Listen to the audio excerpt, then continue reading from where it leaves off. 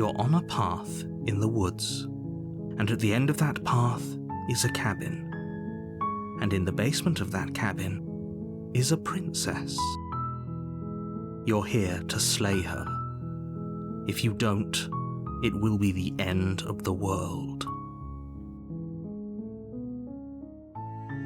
I'm talking about the end of everything as we know it. No more birds, no more trees, and perhaps most problematically of all, no more people. You have to put an end to her. Don't linger on the specifics. You have a job to do here. Just get in there and do what needs to be done. We're all counting on you. Look, you're already on the path that leads to the cabin. Why would you be here if it weren't to complete a very important task? You've made it this far, you might as well reach the end of your journey. While I appreciate the mental exercise, we are running up against a bit of a ticking clock.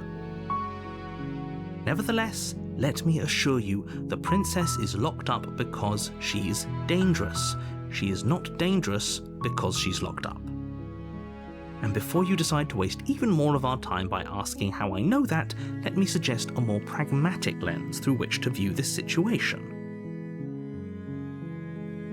Causality doesn't matter here, because the end result is the same no matter what led us up to this point. If the princess leaves the cabin, the world will end, and there is no changing that. It's no use arguing semantics over a metaphorical chicken or egg, because the egg is hatched and it's about to ruin everything. Unless, of course, you do your job and slay her.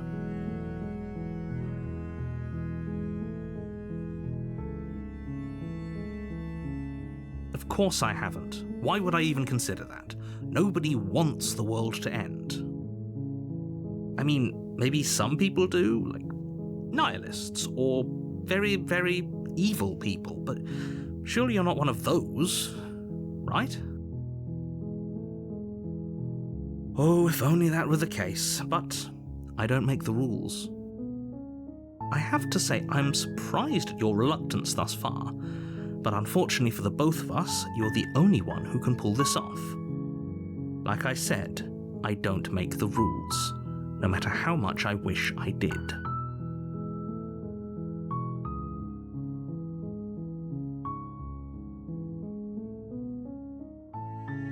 Then I guess we'll just have to see what happens, but a word of warning. If you go in prepared to hear her out, she could easily trap you in her web of lies. And the more you listen to her honeyed words, the harder it'll be to pull yourself out. Then each and every one of us is doomed. So sure, go, talk to her. See how that turns out for all of us. You make your way up the short path to the cabin. You'll find the princess within. We're not going to go through with this, right? She's a princess. We're supposed to save princesses, not slay them. Ignore him. He doesn't know what he's talking about.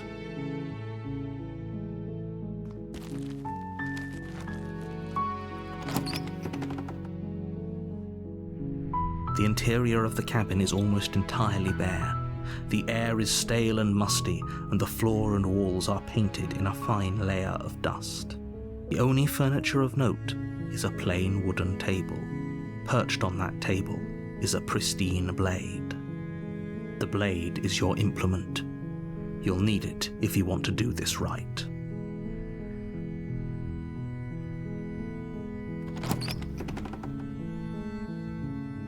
The door to the basement creaks open, revealing a staircase faintly illuminated by an unseen light in the room below. This is an oppressive place. The air feels heavy and damp, a hint of rot filtering from the ancient wood. If the princess really lives here, slaying her is probably doing her a favor. Her voice softly carries up the stairs. Hello? Is someone there? It's hypnotizing. It's the kind of voice you only have to hear once to remember it for the rest of your life. Don't let it fool you. It's all part of the manipulation. You're playing a dangerous game by coming here unarmed. Don't be a stranger. It's been so long since I've had any visitors. Please, come downstairs. You walk down the stairs and lock eyes with the princess. There's a heavy chain around her wrist, binding her to the far wall of the basement. She's beautiful. How could someone like this be a threat to anyone? I am begging you to stay focused. There's a lot riding on you here. Hi. Do you think you can get me out of these chains?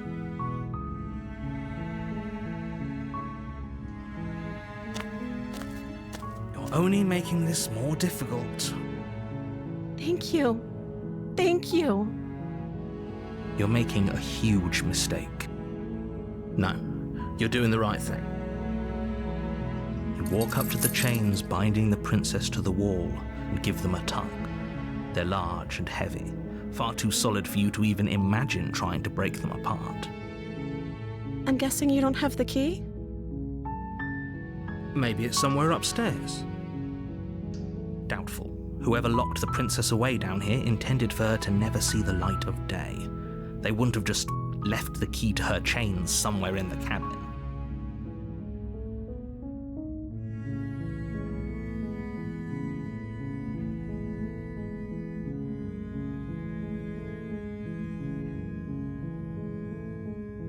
Okay, I'll be here.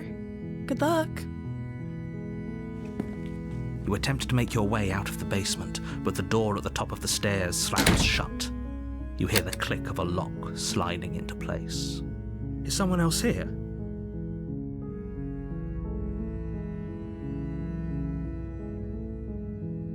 You try the door, but it's locked from the outside. Your shouts and pleas are met with silence. You're here to slay the princess, and you won't leave until the task is done. You make your way to the bottom of the stairs. This would have been so much easier if you'd just taken the blade like you were supposed to. Easier for whom? Easier for everyone. Look at the mess you're in. I heard the door slam. They locked you down here too, didn't they? There's a slight panic rising in the princess's voice. If I could just get out of these chains, I know we could force our way out of here together. She barely hesitates before raising her arm to her mouth, her teeth tearing through her limb with the determination of a trapped wolf.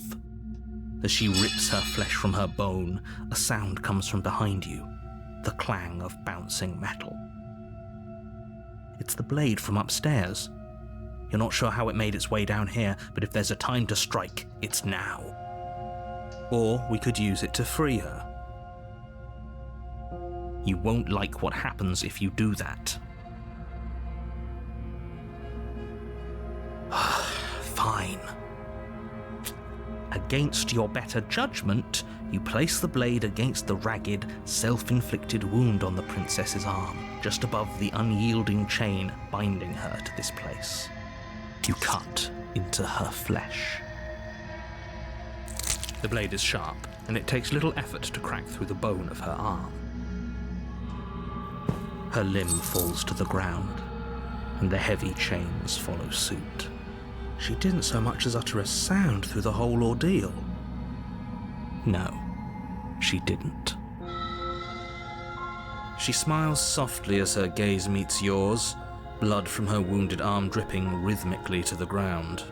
How is she still smiling after everything? It's like she isn't even bothered by what just happened. Thank you. Now let's get out of here. No, we won't have any of that. The stakes are too high. You can't just let her escape into the world. No, I can't just let her escape into the world.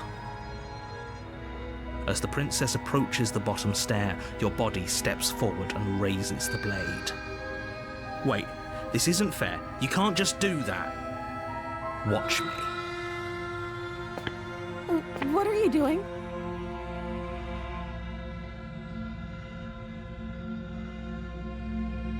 stop that. Something's come over you, hasn't it? You know you don't have to do this, right? Your body lunges forward, the blade held low, ready to sink into her heart. But the princess dodges, stumbling back against the wall before the blade has a chance to connect. Stop it. Stop trying to resist me. I'm trying to get you out of here alive. The blade. Move the blade.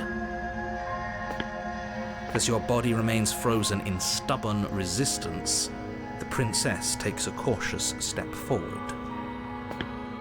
We both know this isn't you. She nervously reaches towards you and takes the blade from your infuriatingly rigid hands. What are you doing? I'm sorry. I'll try to be quick. She plunges it into your chest, tearing through flesh and sinew. It is agony. But you aren't dead yet. Oh no! I'm so sorry. Stay strong. We can tough it out until it's done. For her sake. For her sake? Don't you start pretending that dying a painful death is some sort of heroic gesture. The two of you have literally doomed everyone. Whatever. She sinks the blade into your chest again and again and again, and you feel every inch of burning pain that slices its way into your body.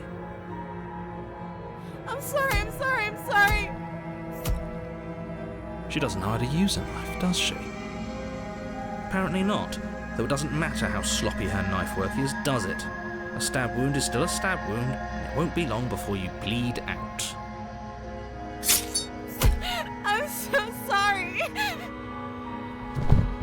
With one last thrust of the knife, your legs give out beneath you. You collapse to the floor, your blood pooling around you, your limbs unresponsive. The princess stares down at your ruined chest as tears carve rivulets of pink down her blood-spattered cheeks. It can't just end like this, right? Oh, that's rich coming from you. As much as I'd prefer for things to have gone differently, I can't deny the reality of what's happened. The two of you made your choice. It's over. Everything goes dark, and you die.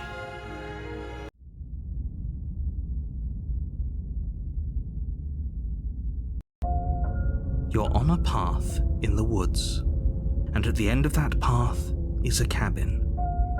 And in the basement of that cabin is a princess. You're here to slay her. If you don't, it will be the end of the world. A terrible sense of déjà vu. No, you don't have that. This is the first time either of us have been here.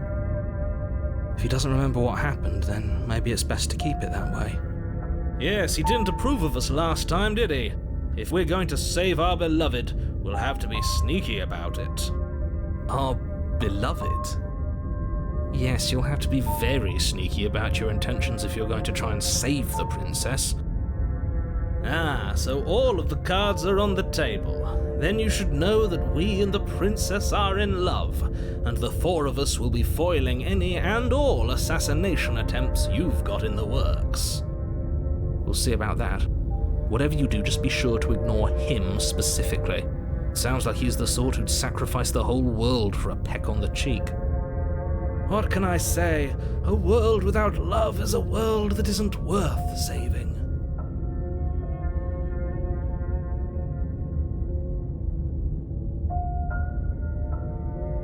We could go back and forth on this forever, and it won't get you any closer to doing your job and saving the world.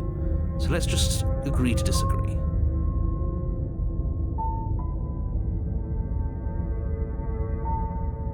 Those are two very different questions, but fine, I'll indulge you if that's what it takes to get you moving.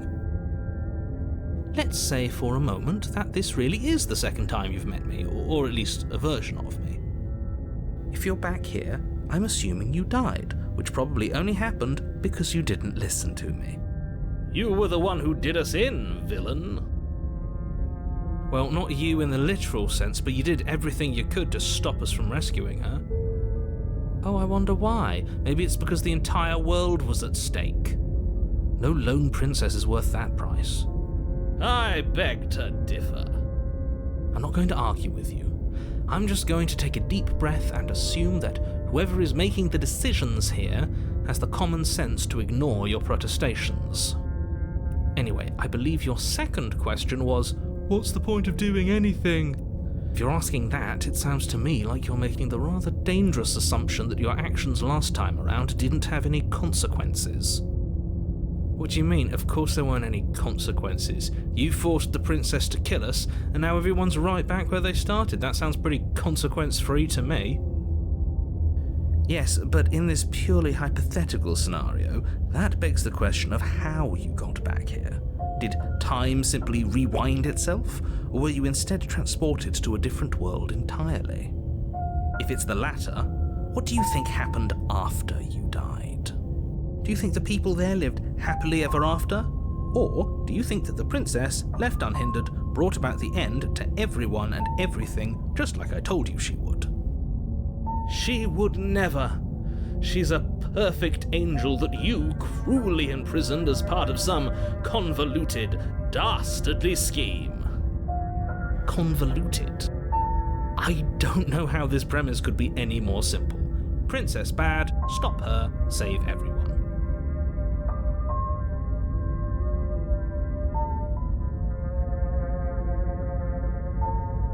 That's right, you can't stop all of us.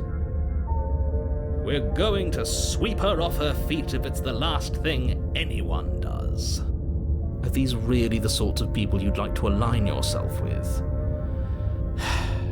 You're not at the cabin yet. You still have plenty of time to reflect on the situation. I just hope for all our sakes that you make the right call. Just be quick about it.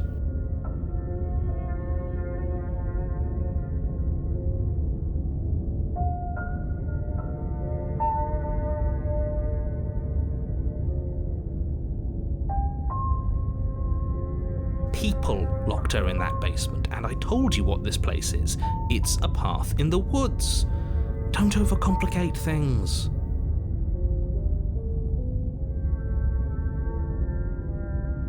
Look, I'm not supposed to say this, but it's because you're special. You're the only person capable of doing this. Call it a prophecy, if that helps, but it's just the way things are. Oh, I didn't know we were special. Of course you're special. Why else would you be here? Calling us special isn't going to make us friends, even if it did feel nice. Oh, believe me, the last thing I want is for you and I to be friends. But I'm a professional, and I'm not going to let my dislike for you get in the way of helping you save the world.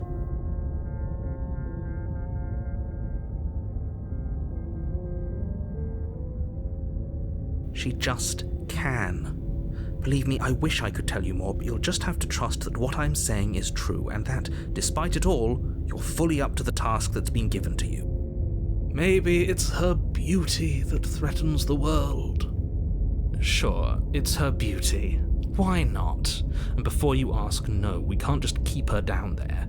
If you don't slay her, she's going to find a way out. It's unfortunate, I know, but it's just the way it is. I've told you everything you need to know. Going into more detail would just overcomplicate an otherwise very simple situation and make your job more difficult. Not to sound like a broken record, but the less you know about her, the better things will go for all of us. I know it sounds like I'm hiding something, but you're just going to have to take me at my word. Great. Now, if you don't mind, the whole world is waiting with bated breath for you to save it from ruin. A warning before you go any further. She will lie, she will cheat, and she will do everything in her power to stop you from slaying her. Don't believe a word she says. We already told you we're not playing along with your little game. It's your lies that can't be trusted. Her beauty is the only thing in the world we can believe in. I think we've already been over this. I'm pretty sure he just likes the sound of his own voice. I do, but I also speak from the heart. My passions are too great to be stifled. They must be expressed. Sure, yeah, your passions are strong and all, but not everyone needs to hear them. Some things are better kept quiet. Don't pay their bickering any mind. Focus on the task ahead.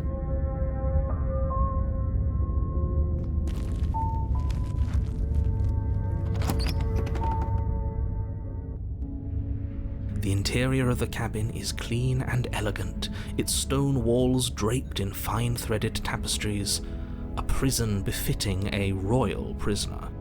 The only furniture of note is an ornate wooden table with a pristine blade perched on its edge. The blade is your implement. You'll need it if you want to do this right.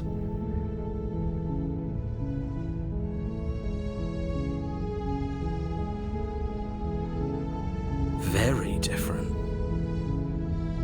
Is it? I can't say I was paying much attention to the scenery last time around. Maybe that's because you haven't actually been here. I hope this means you'll finally drop that ridiculous past life nonsense. You haven't died, and you certainly haven't been killed by the princess. So focus up. Stop letting yourself get distracted.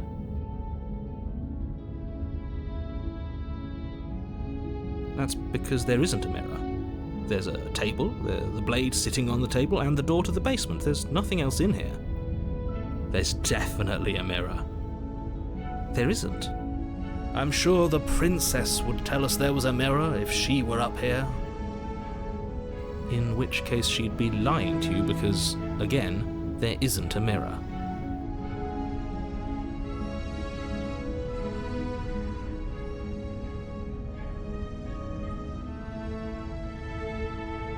Exactly. Why would I lie about something so meaningless? What good would a mirror even do? Let you waste time preening yourself instead of doing what needs to be done.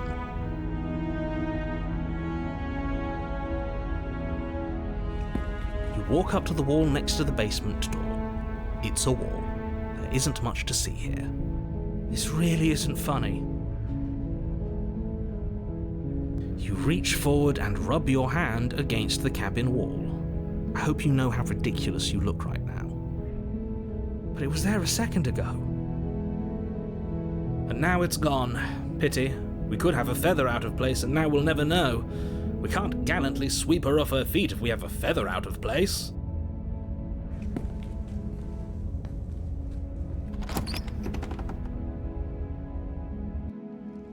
The door to the basement creaks open, revealing an intricate stairwell. Gold-trimmed carpet glimmers in the light of the torches positioned along the walls. The basement almost seems welcoming in the dim firelight. But it's still a stone basement. If the princess lives here, slaying her is probably doing her a favor. A soft voice carries up the stairs. Hello? Is someone there? Her voice. It's somehow even more beautiful than last time. I can hear wedding bells already. I've held my tongue till now, but you're taking this a little too far. We barely even know the princess. We can still do right by her without all this over-the-top fawning. Yes, for everyone's sake, you're not in love. Just remember that her charms are all part of the manipulation. You walk down the stairs and lock eyes with the princess. There's a heavy chain around her wrist, binding her to the far wall. My love, we're here to rescue you from your unjust and foul imprisonment. You know she can't hear you, right? She may not be able to hear my words, but surely she can hear my spirit. Oh, your spirit's plenty loud, all right. It's you, my dashing hero. I was so worried you wouldn't come back. Did you hear that? She said we're dashing. And she called us a hero. Flattery really goes a long way with the two of you, doesn't it? Waiting for you to come back. I didn't want to believe your ravings back in the woods, but this is next to incontrovertible evidence. You've been here before. That's right, villain, and you killed us. Well, she killed us. Only because he made us try and kill her. It was self-defense. Our beloved's hands remain unstained by cruelty. And you've died before. So an entire world has been damned to oblivion. I'd really hoped I'd be the first, but what's done is done. What matters is you have a chance to do it right this time. Now, hold on. If she actually ended a world, are you sure we want to do this? Are you sure we want to rescue her? We never saw a world end, and now I'm even more certain that we must chase our heroic and romantic destiny than I've ever been. I shan't let anyone convince us otherwise. Are you listening to him? He's lost it. Don't let him distract you. Just do your job.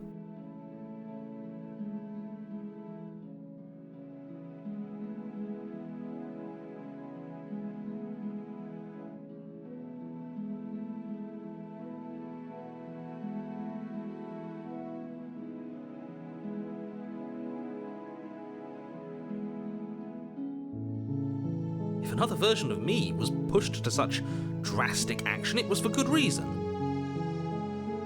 That's okay. You were just doing your best, and that's all that matters. She took that in stride, to a surprising extent. An almost unsettling extent, actually. That's because she's perfect. Do you think she has someone like him telling her what to do? She doesn't. There's no one else like me.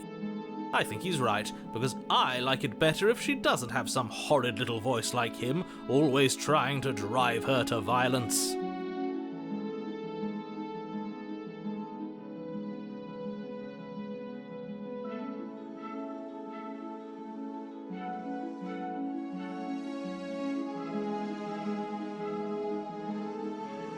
I don't know. Was I supposed to have ended the world? Would that have made you happy?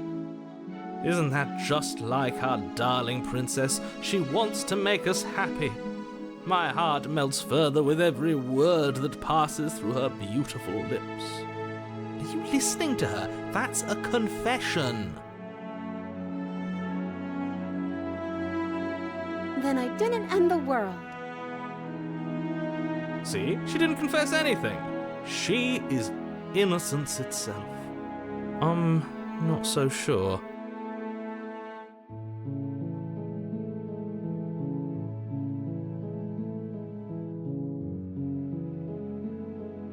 You died, and now we're talking.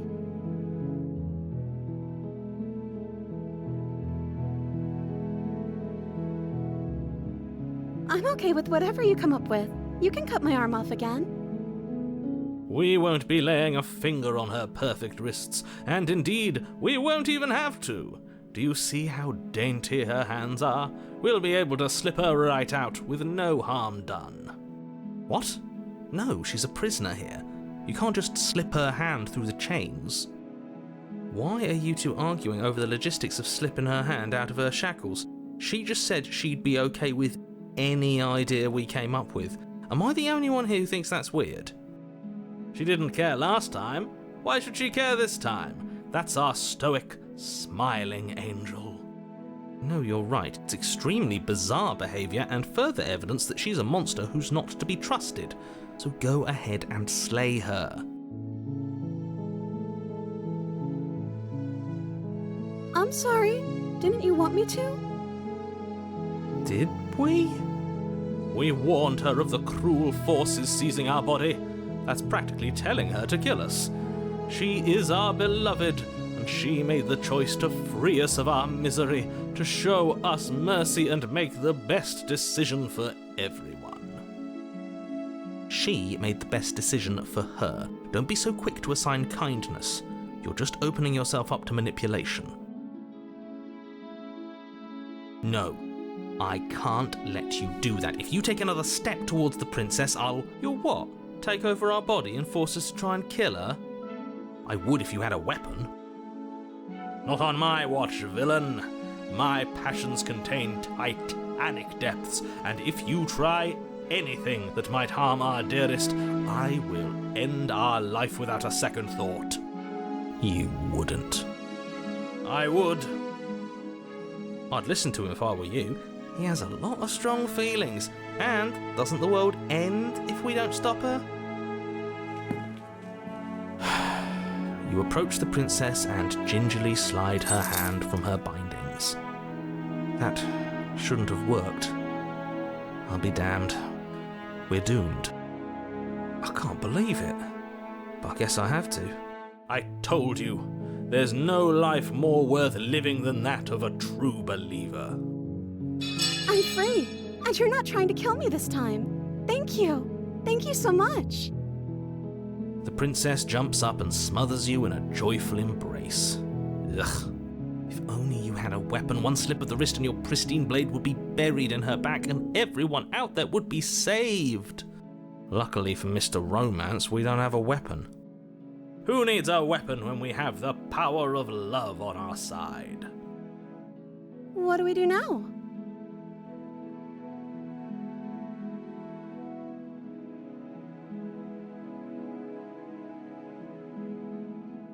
That sounds perfect. The princess takes your hand, the last hopes of the entire world slipping through your fingers as they intertwine with hers. We have each other. We don't need the world for our happy ending. I like to think that you do, actually. Look, I have my doubts, but the choice has been made and this is happening. You don't have to mope about it. I will mope about it, because moping is the only recourse you love-blind fools have left me with. You and the princess walk up the stairs, hand in hand. Ugh, look at the way she's smiling at you. She doesn't have to be so happy about this. And what happens after we walk up the stairs? Let's see. Oh, isn't that interesting? The door slams in your face and the lock clicks. That's a familiar move. Did I do that last time? Then you should know that you won't be able to leave. Oh no! Did someone lock us in here? That's not fair. We're supposed to leave now. She's right. It isn't fair. But the unfairnesses of the world are no match for the strength of true love. Enough with this true love nonsense. You just met her. Of course you wouldn't understand. Our passions run deeper than anything you have ever known. Are you listening to this? You don't have to go along with the every whim of that delusional voice. I'm just along for the ride at this point.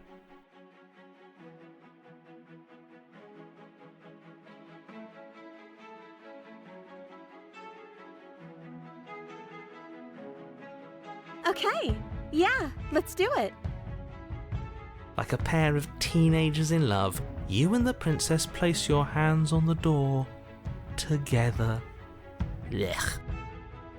And the lock clicks and the door creaks open. Are you kidding me?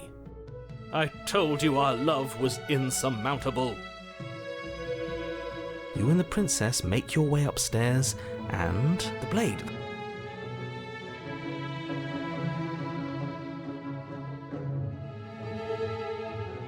You're enjoying this, aren't you? You're taking every opportunity you can to draw out the end of the world and make me suffer. I hate you. That's the way out. We're going to leave together, just like you wanted. Yes, I suppose you are going to do that, aren't you? You cross the room, opening the door to the cabin, and then you step outside. Our happy ending at last.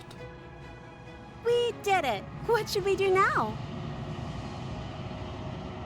Where did everything go? Where did he go? Oh, is he gone? I hadn't noticed. I was too busy staring deep into our beloved's eyes. I'm cold. Is being happy supposed to be so cold? She's cold.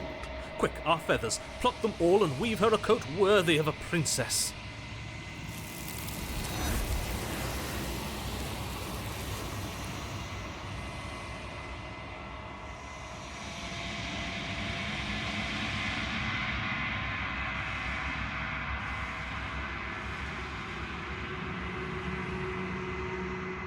She's gone.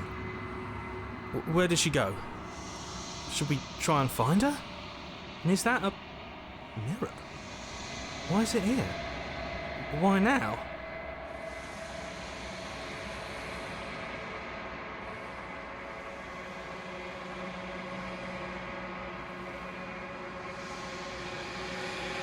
Right.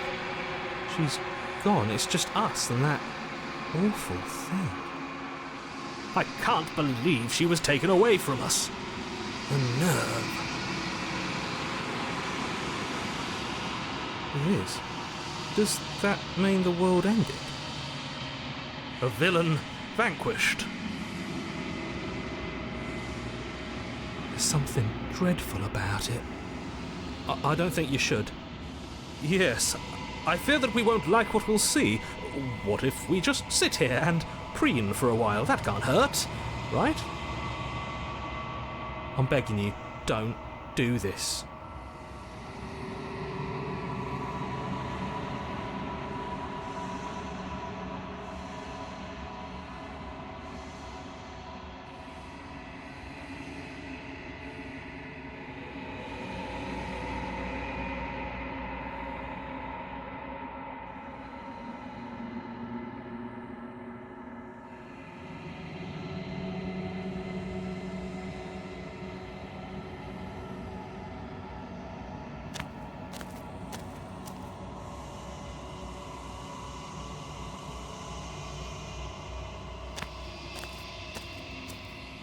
Something finds me in the long quiet and brings me the gift of a fragile vessel.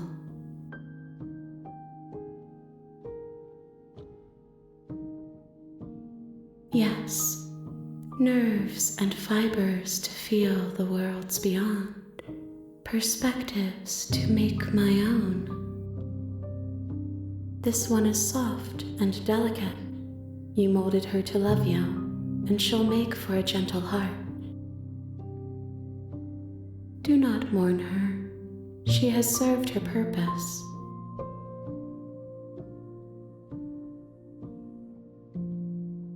I am solitary lights in an empty city.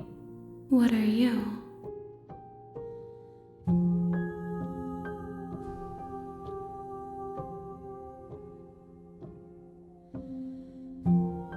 I think that you are like me.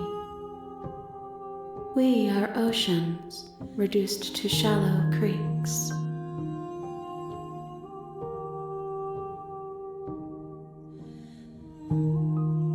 I'm sorry. There are some changes that can never be undone. There are some tears that can never be unshed. This is not a place that can hold a fragment of a concept. The moment she arrived here, she was going to return to me. I promise that it doesn't hurt.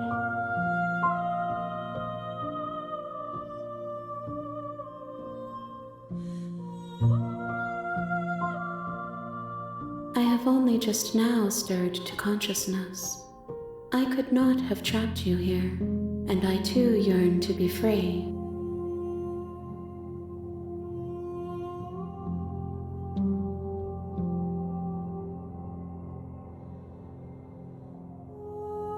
You are familiar, but you are not me. I feel sadness, longing, hope as I witness you.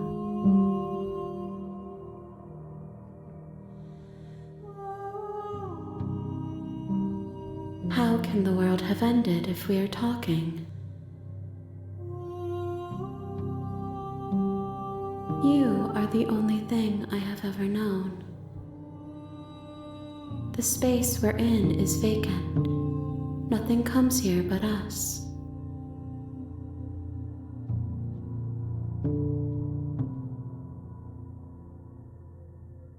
I know only that they are.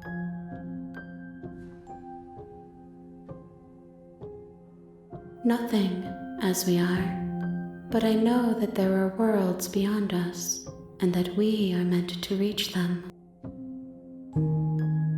There is no exit, but this vessel is a creature of perception. She can make you forget, if only you believe her to be able to. Bring me more perspectives so that I may be whole, and perhaps then we will know our freedom.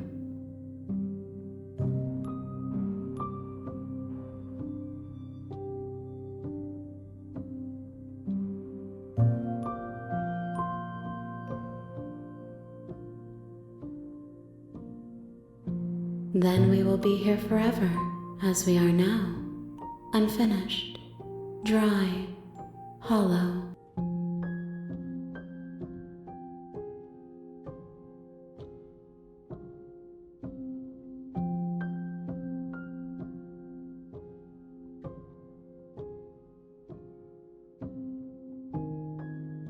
You ask of things that cannot be done.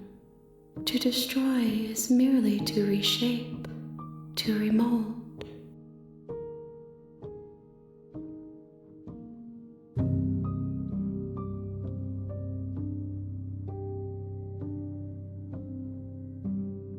How can I know? I am flickers in something sprawling and unilluminated.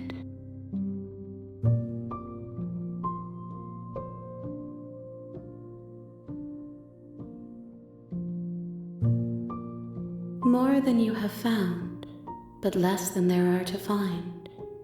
I am infinite. The rest will find their own way home.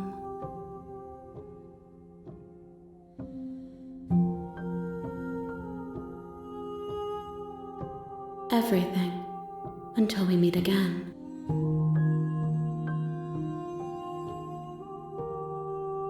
She asks that I tell you to remember her. You won't.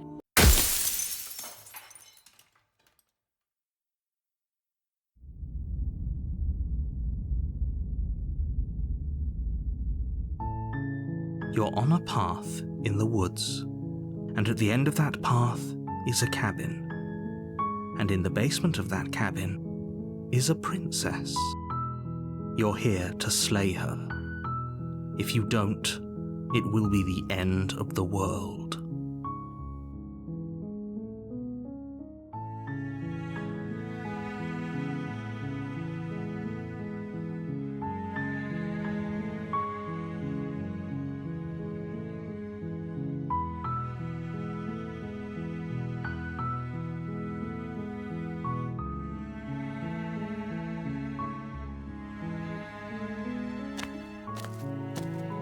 You make your way up the short path to the cabin. You'll find the princess within. We're not going to go through with this, right? She's a princess. We're supposed to save princesses, not slay them. Ignore him. He doesn't know what he's talking about.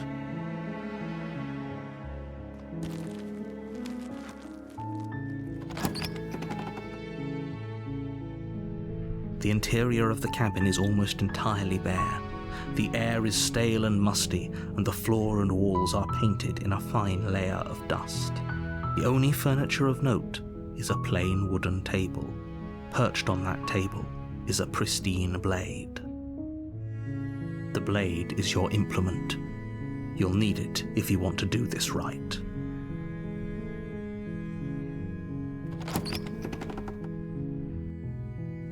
The door to the basement creaks open, revealing a staircase faintly illuminated by an unseen light in the room below. This is an oppressive place. The air feels heavy and damp, a hint of rot filtering from the ancient wood. If the princess really lives here, slaying her is probably doing her a favor. Her voice softly carries up the stairs. Hello? Is someone there? It's hypnotizing. It's the kind of voice you only have to hear once to remember it for the rest of your life. Don't let it fool you. It's all part.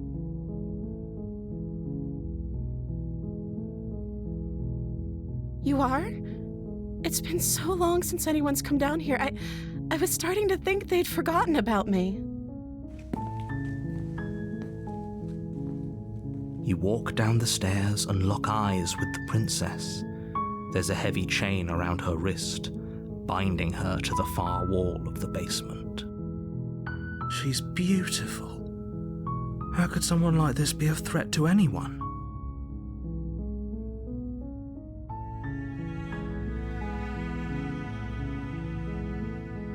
Okay.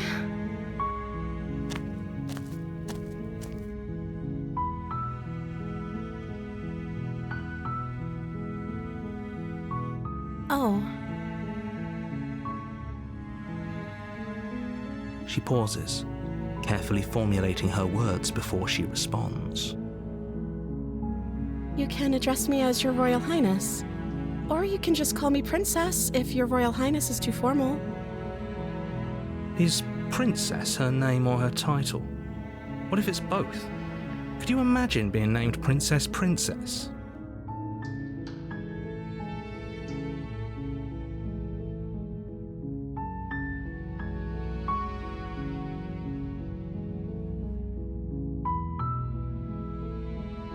Like I said, you can call me Princess if you'd like. I'm sorry, I've been down here so long, I guess I've just forgotten. I must have a name, though. Everyone has a name. Okay, that's weird. She hadn't even thought to pick a name for herself. Hopefully you're starting to see that she can't be trusted. Go back upstairs, get the blade, and slay her before it's too late.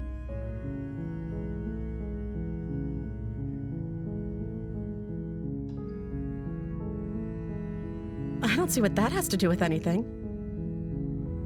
This is the only time this is ever going to happen, but I agree with the princess. That's hardly relevant. Okay, but actually, what has she been eating? She has to eat, right?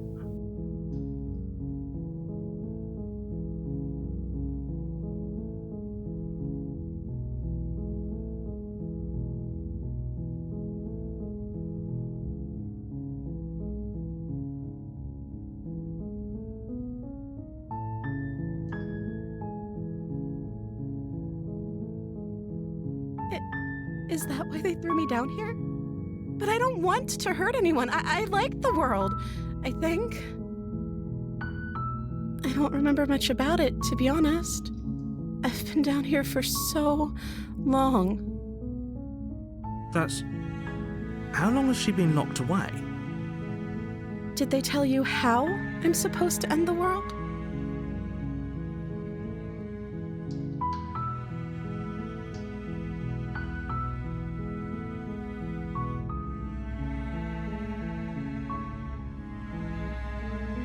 Sooner or later, you'll learn to trust me. Hopefully it won't be too late when you finally come around. Thank you for believing me. Now, can you help me get out of here?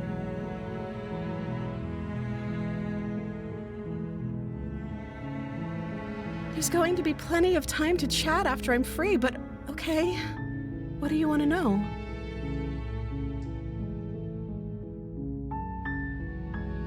Of course I'm locked up down here for a reason. I don't actually know what that reason is, but you don't just stuff a princess in a basement and throw away the key without there being some sort of an explanation, right?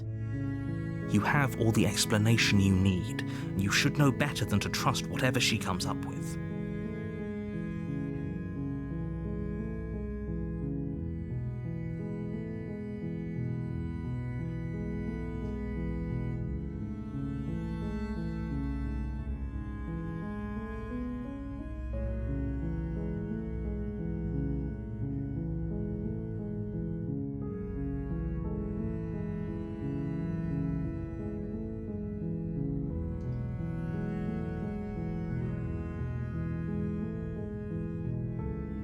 That seems like a pretty good compromise. I don't think I could bear being down here that much longer. Leaving her alive is too risky. If you don't deal with her soon, she will find a way out. So I'm the only one who liked that idea. One way or another, I'm going to find a way out of here. It would make it easier for both of us if you'd help. But if you don't, I can promise that you'll regret that decision. You have to make a choice. Let's hope for all our sakes it's the right one.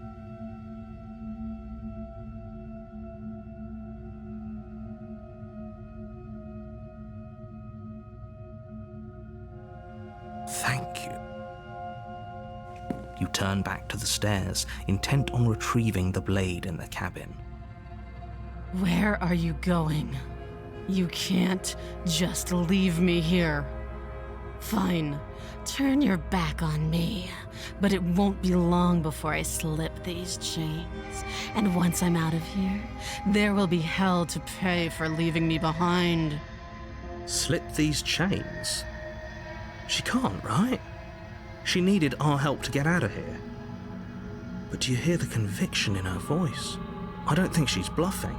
She has to be bluffing, but hurry.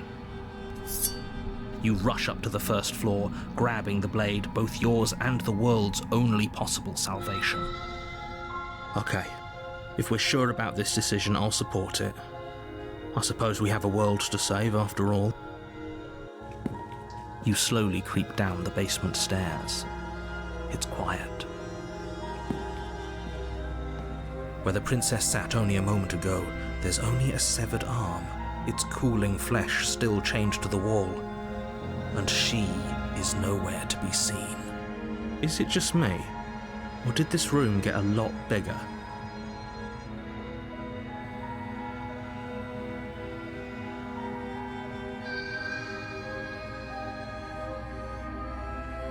Your eyes dart to the corners of the room. You don't see her. Where is she?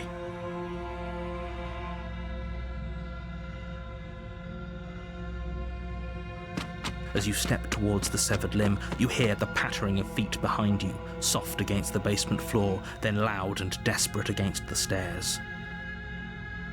You turn to chase after the princess, but she's fast and has too much of a lead.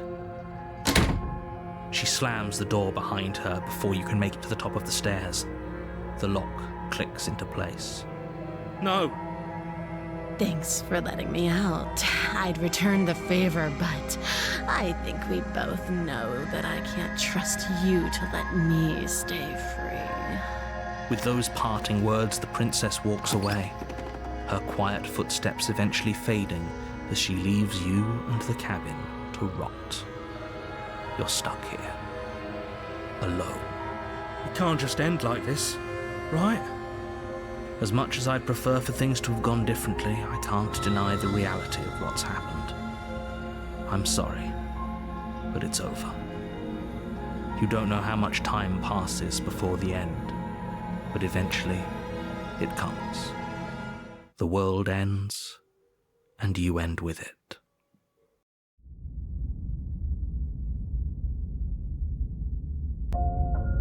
You're on a path in the woods, and at the end of that path is a cabin. And in the basement of that cabin is a princess.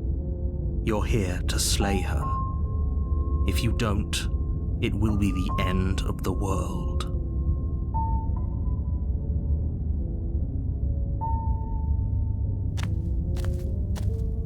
A warning before you go any further.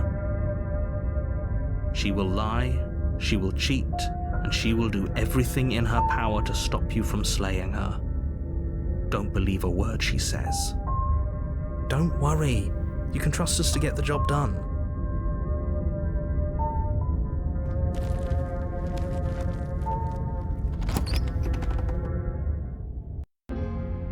The interior of the cabin is a mess of twisted roots. The walls a chaotic weave of knotted wood that, almost as if by accident, just happened to resemble a room.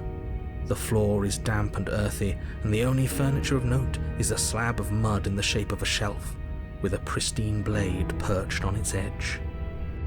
The blade is your implement. You'll need it if you want to do this right.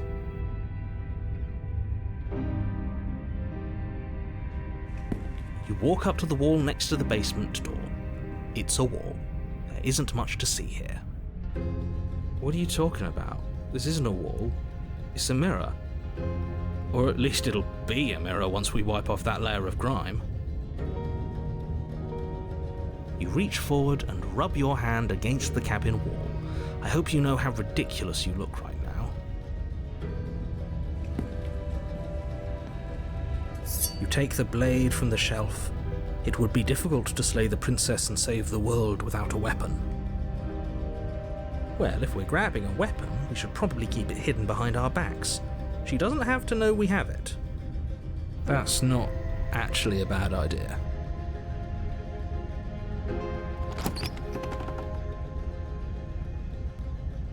The door to the basement creaks open, revealing a staircase dug into the muddy earth below. The ceiling is thick with roots that hang like locks of tangled hair. The weak starlight from the cabin windows behind you can barely penetrate the gloom here, only illuminating the edges of an opening below. It shines in the darkness like some kind of massive maw waiting to swallow you up into the earth. The air smells of dirt and copper. It's thick and wet, as if your lungs are being coated in mud with each intake of breath. If the princess lives here, slaying her would probably be doing her a favor. Her voice skitters up from below. Something nasty finds itself on my stairs. Come on down. Don't be scared. I probably won't bite. I recognize that voice as easily as I recognized your nervous little footsteps coming up the path. I know who you are, and I remember what you've done. She must have you confused with someone else. She seems friendly enough. Maybe we can talk our way out of this whole situation. You can't. Unless you slay her right away, she's going to break free and end the world.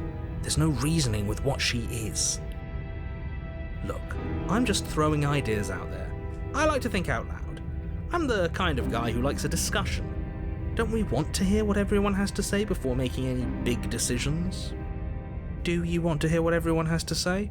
Or do you just want to hear yourself talk? You need to stop lingering. Your task is to slay the princess, not endlessly debate about what to do with the princess. Fine. You're the boss. Thank you. You descend the basement steps, entering the dark room below. You can just make out the shape of the princess in the gloom. She's huddled against the far wall, her eyes bright and glaring from amid the thick roots. And there you are, one hand tucked away behind your back, gripping that sharp, sharp blade, no doubt. That's no fair. How would she know that? So, we've dropped the pretenses. Good. She's acting like the two of you already know each other. Oh, no. You've already been here, haven't you? That's pretty sharp. How'd you figure that one out? Call it deductive reasoning. Well, you seem to be great at it. Do you remember us then? Do you remember last time? No, I don't. But you and the princess clearly have a shared reality, even if I'm not a part of it. I won't waste time fighting you on something that's clearly true. I'm just glad we could put all this behind us. Is it all behind us? Just focus on the task at hand. I don't care if you've been here before, and I don't care if you think you'll go somewhere else after this. My world is on the line right now, so I'd appreciate it if you would take this seriously and slay her. Let's chat her up a bit first. Maybe we can find a middle ground where everyone's happy. Don't talk to her. You're just going to make things more difficult than they have to be. Well, I seem to remember you having a tongue.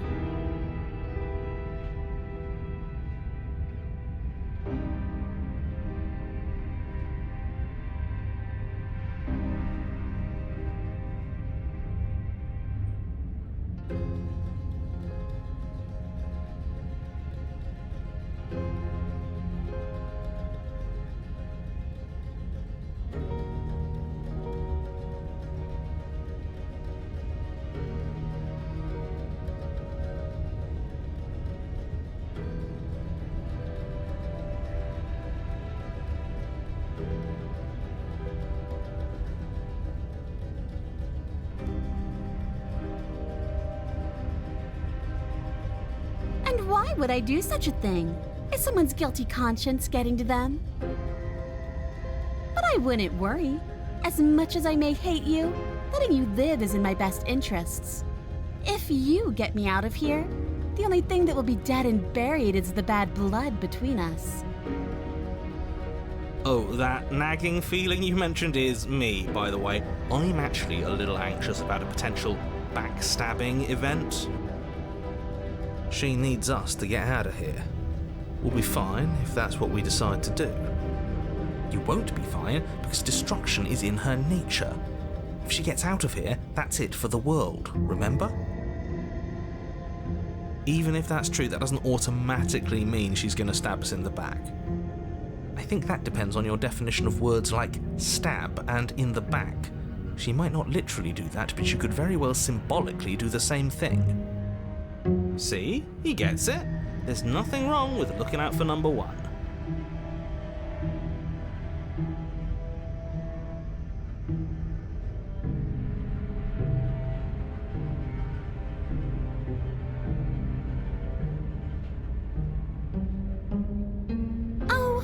Need you to cut me out. The princess grins as the chains fall from her wrist. She could have gotten out of those the whole time. That sneaky little... A woman after my own heart, really. She knows how to hold her cards close to her chest. This is why she can't just be abandoned here. If left to her own devices, she'll find a way out. Now stop her.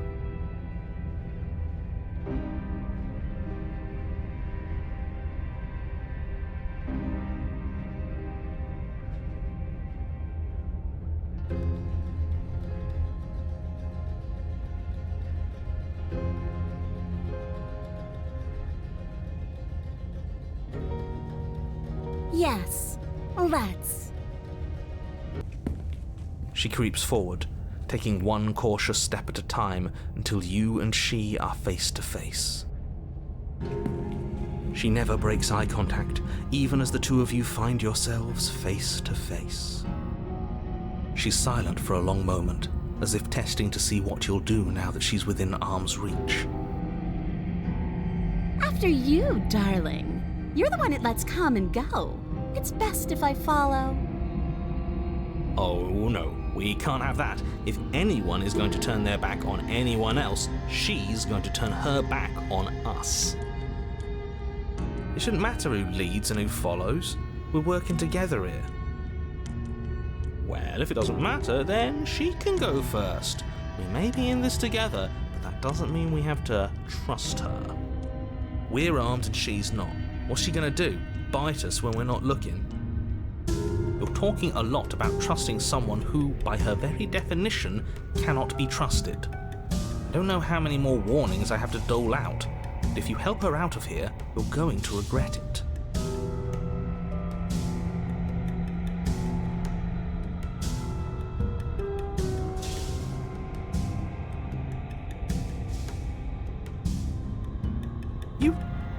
You can't be serious.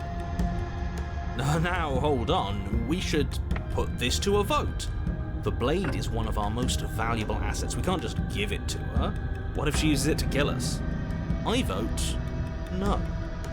As do I. I, abstain? You abstain? She's going to kill us if we give it to her.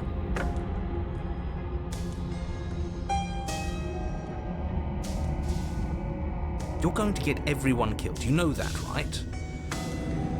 But of course you do. You hand the blade to the princess, who quickly snatches it from you, her eyes darting between you and the weapon with a nervous curiosity. I wouldn't have done that. Why did you?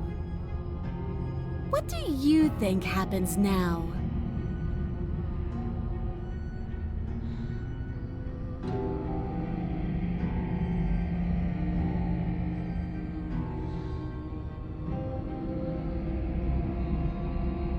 She pulls back, clearly caught off guard by whatever nonsense you just said to her.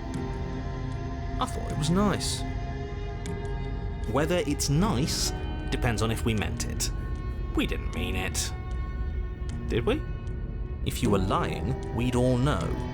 But unfortunately, you weren't lying. What? What do you mean by that? What kind of game are you playing? The look of surprise that momentarily softened her features vanishes as she steals her nerves. And then she buries the blade in your heart. What? No. No, come on, that's not right. I told you. I told you this is what she was going to do. Glee dances across her face as you fall to the ground. I did it! I got you! You... The princess seems to tremble, her smile fading quickly, replaced with concern. Her nervous eyes brim with tears. Why? Why did you let me do this? But you don't have the strength to respond, nor do you have the time. Everything goes dark, and you die.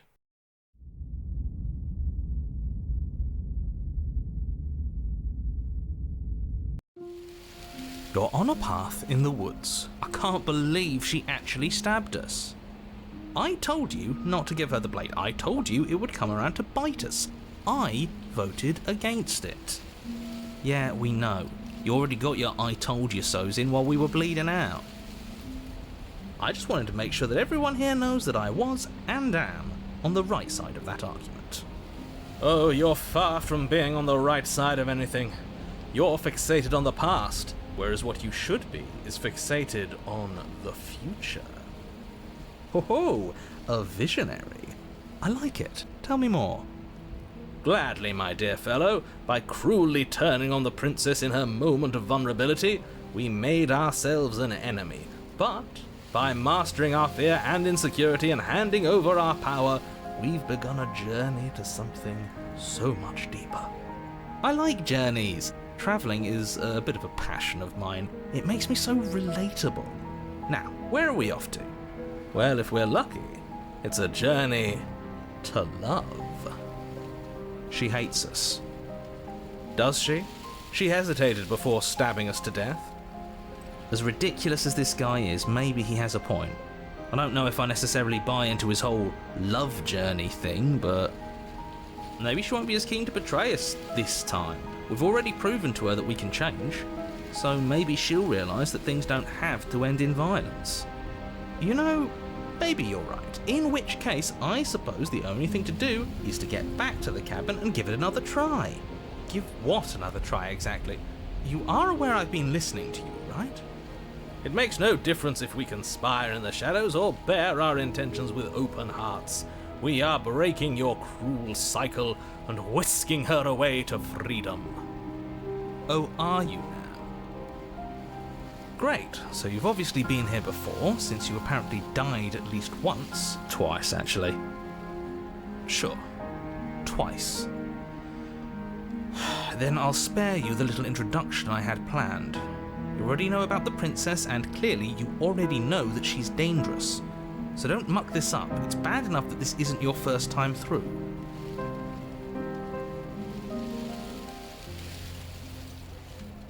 Wonderful. If the woods themselves are changing, then that's all the more reason for you to take this seriously. It would mean your grip on things is slipping, which, in turn, likely means her influence is spreading. Someone's in the know. I've already said too much. The more information you have, the more difficult your task will be. Don't listen to her, definitely don't free her, and if you can, don't even think about her. You don't have to worry about me. My head's always empty. Except for thoughts of her.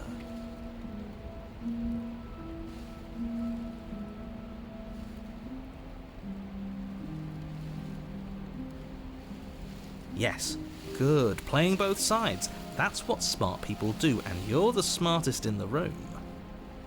I'm not sure it counts as playing both sides if people can hear you doing it. Buddy, you're thinking in far too few dimensions. There's layers to doing this right, and I'm pretty sure the one making the choices gets that. Trust in the plan. Trust in what plan? The Decider's plan. Sure, we don't know what the plan is yet, but that's part of the whole trusting thing, isn't it? A good leader knows how and when to keep things secret, and sometimes a good leader even knows to keep things secret from himself. There isn't a plan, and that's the whole point. We're supposed to be guided by emotion.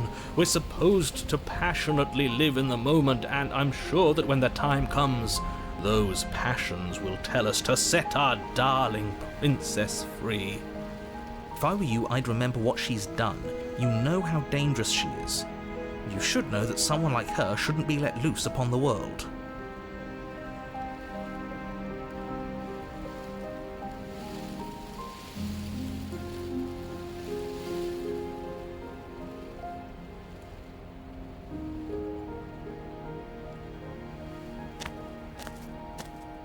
It isn't long before you find yourself at the base of the cabin. I think it's clear where everyone stands at this point. I don't know if I'd say everyone. You talking about me? I have a position. It's a good one too. Ignore him, he's just talking for talking's sake. My position is the only one that matters. The princess is a threat to you. She's a threat to me, and most importantly, she's a threat to the world. You know what you have to do. The interior of the cabin is hardly an interior at all anymore. The burned-out ruins merely suggest the shape of the structure that once stood here, charred wood still reeking of ash. But beneath it lies the fresh smell of spring growth after rain, the promise of new life in the The only furniture of note is the crisp shell of what was once a table, a pristine... Wait, this isn't right. There's supposed to be a pristine blade. Why isn't there a pristine blade? We gave it to her last time. She can't still have it, can she? Well, it's not here, and if she has it... Let me guess, you want to get all chummy with her. Look, as far as I see it, if it's between him and her, I say we side with the one who has the weapon. It's just the smart thing to do. I wouldn't be so hasty. I'm sure the blade will turn up somewhere. She can't have it. That's not how this is supposed to work. If she does have it, that's all the more reason to put our faith in her. We've already shown her our heart. Now she has to show us hers.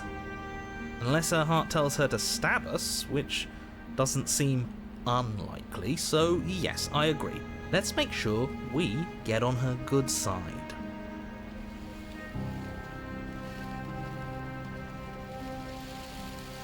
You're right, the mirror is back. There isn't anywhere for us to go. But there isn't a mirror. I still don't get his angle here. Either way, I say we take a look.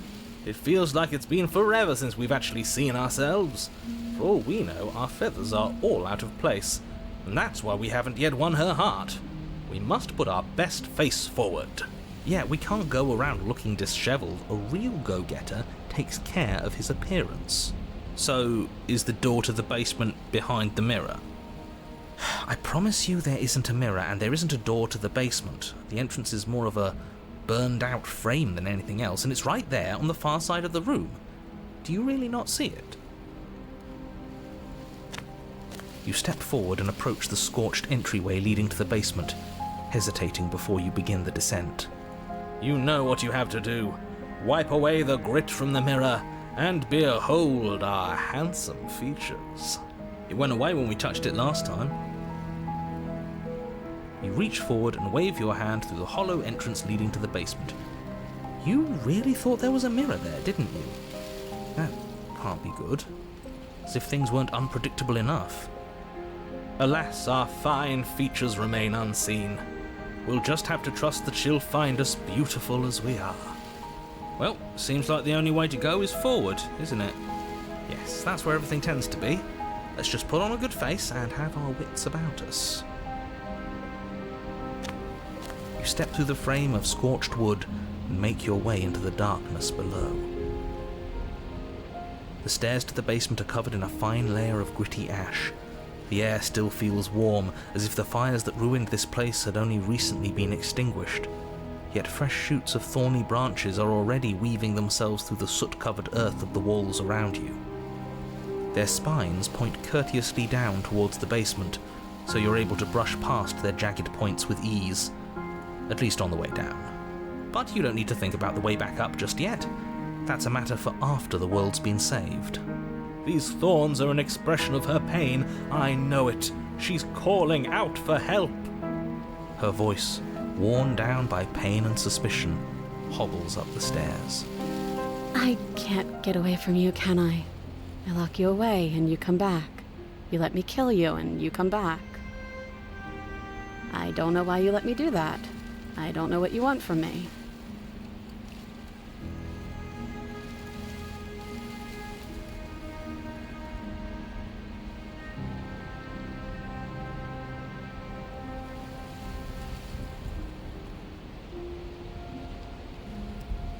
I think you know how this goes.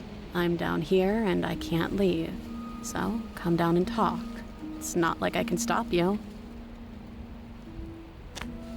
You continue down the basement stairs, brushing past the smooth edges of thorns that grow more and more plentiful as you make your way forward. You step out into what was once a vast open cavern, now overrun by briars and prickles and thistles, the space thick with hostile vegetation. At the heart of it all, encased in a tight weave of vines, is the princess, her bloody, trembling hands clutching a pristine blade. Did you know this was going to happen to me? Are you here to watch me suffer? Are you here to laugh?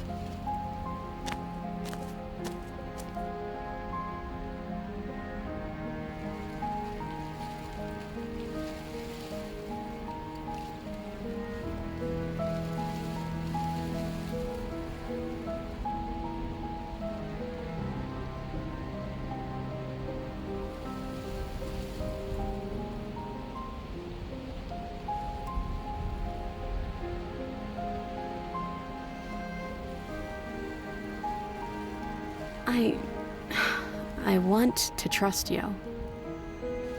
Her grip tightens on the blade. But you're hiding something, aren't you? Why would you help me if you weren't helping yourself?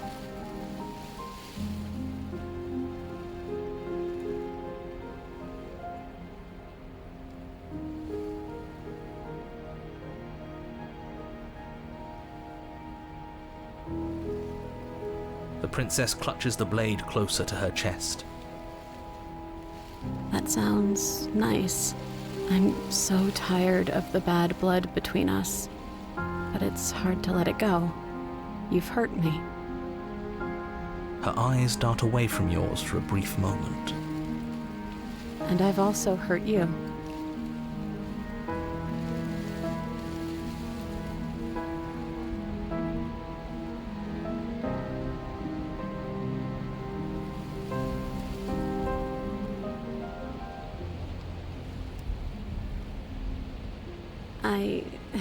I don't know. What can either of us really say at this point? How can we trust something as hollow as words? She's right, there's nothing left to say.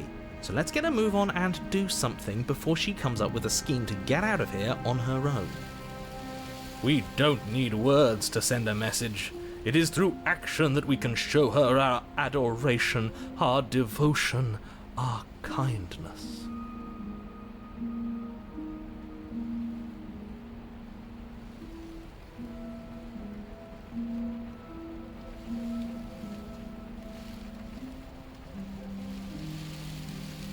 You reach towards her bloodied hands, laying your palm on her trembling fingers.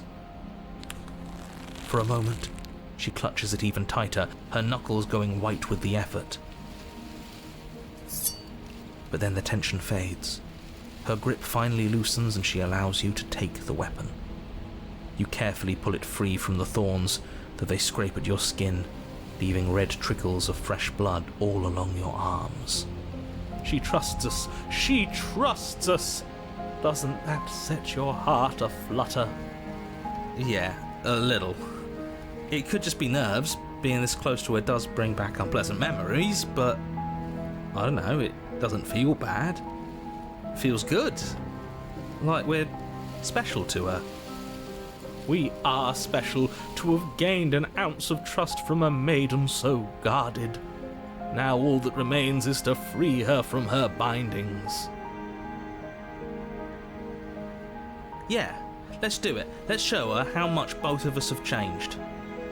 Or, hear me out, we slay her. Right here, right now. She's never been so helpless, and if we don't take advantage of that, we may never get another chance. That sounds like a splendid idea. You should listen to him. I see that the lines have been drawn. It's 2 against 1. It's 2 against 2. You don't count. And why shouldn't he count? Because he's clearly not one of us. That doesn't matter. He's been with us the whole time. He should get a say. So, did you mean it? Or was I a fool to hand my life to you?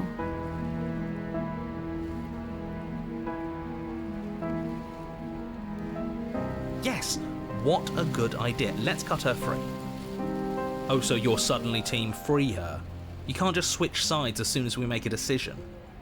I can do whatever I want, and I believe with my whole heart that this is the right course of action. Let's free this princess. Everyone deserves a chance at redemption. Let him join us and be merry. We are all united by our passion. That's right, what he said. We've already given him a chance at redemption. And who says I don't deserve another? I really mean it this time. I'm big enough to admit when I'm wrong. So I want to help you all free her. And I have no problem with that. Welcome to the team. You're one of us now. One of the good guys. You take the blade to the thorny vines imprisoning the princess, and she flinches, relaxing only slightly as the blade slices into the thick vegetation rather than her arm. And she flinches again as the last of the vines is cut away, as if, after all of that, she's still expecting you to turn on her and stab her in the heart. Such a pathetic attempt at distraction and subterfuge. Our blade is a dashing sword, and every dashing sword is an extension of its hero. It won't slip. You're right. He can't even make it slip, can he? He's a bit of a nobody. Good thing I've been on your side of all this since the beginning. The princess falls into your arms, tears streaking down her cheeks. I can't believe you're making me describe this. I hate you. You actually meant it. You rescued me. Do you see the way she's looking at us? Kiss her. Kiss her now before the moment ends.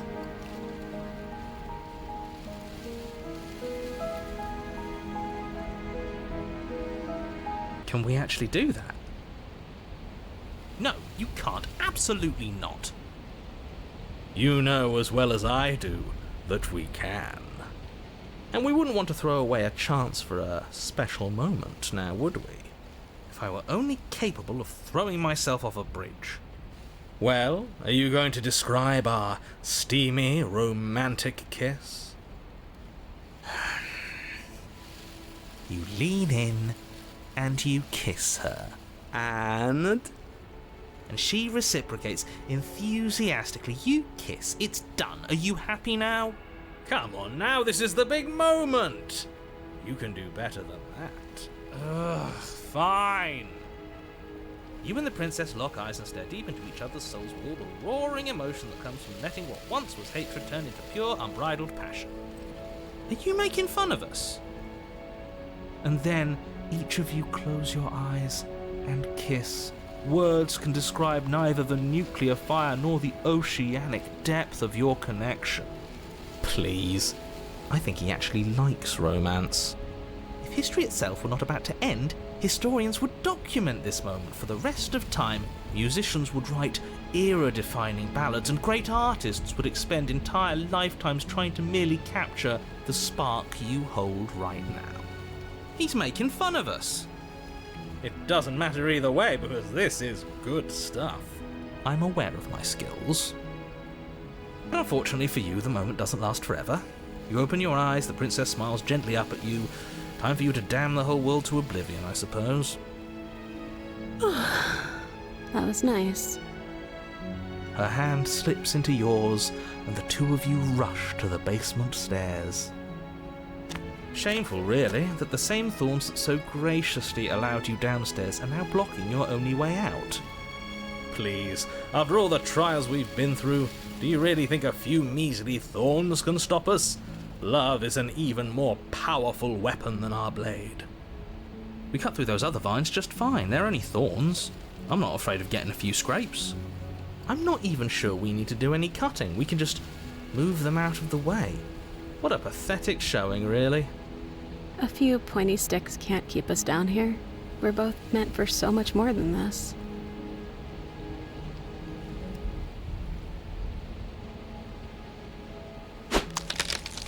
As you swing your blade into the thorns covering the basement stairs, they yield. Both you and the princess ascend the stairs without obstacle. This is unacceptable. The second you step out of this cabin with her, the world ends. Do you hear me? What did the world ever do to you to deserve this? Your nightmare is our dream. Whatever world would condemn star-crossed lovers like us to a cycle of violence and despair isn't a world worth saving. We'll weave something new together. Something better. You and the princess hesitate at the cabin door. This is your last chance. We've already made our decision. We're finally leaving here together, aren't we?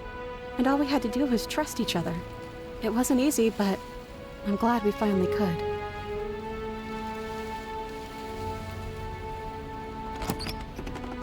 Hands clasped, the two of you open the door and step out into a new day, you irredeemable murderers. What do we do now? Where's everything going? Why is it so cold?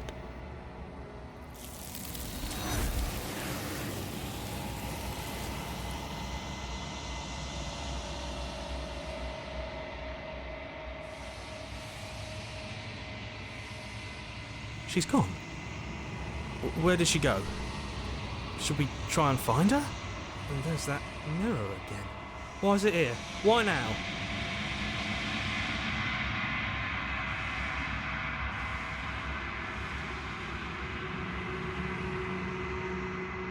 But it feels so bad.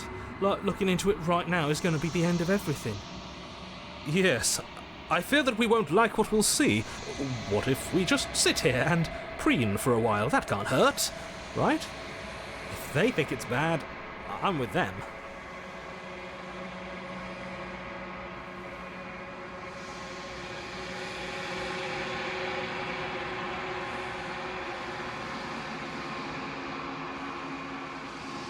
Okay. If you say so, we'll trust you. She'll be there waiting for us. I just know it. Finally, we're going places.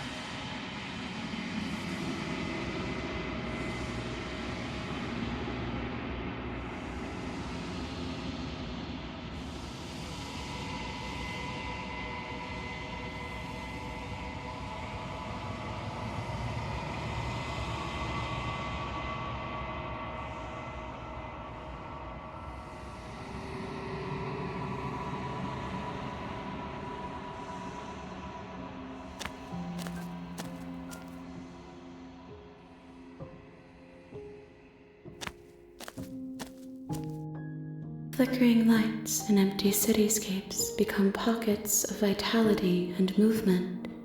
I am more than I was before. Whenever you are ready, I will wipe your slate clean once again.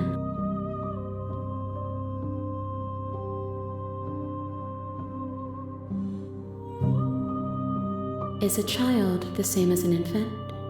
I am an unbroken pattern, but every vessel gives fresh perspectives and carves new avenues of expression.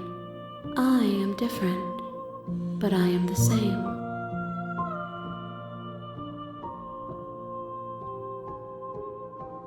I'm sorry. Words are difficult for me. They never fully weave what I wish to say. If you do not like my answers, then you need not ask me questions. The vessels you choose to bring me carry far more meaning than anything words could say in the spaces between.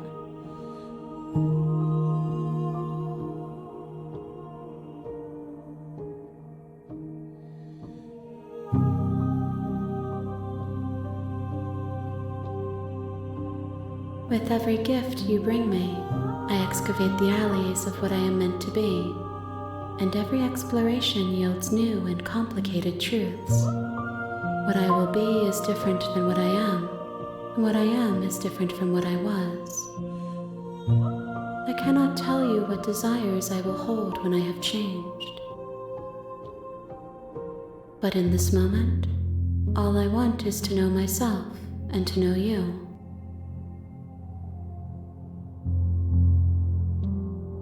Eyes close in reflection. Perspectives meld together, and the breadth of my experience stretches to new corners. There are contradictions, conflicts in my nature, and there are familiarities that bind everything together. It feels correct. This is what I need to be. This is the only path forward.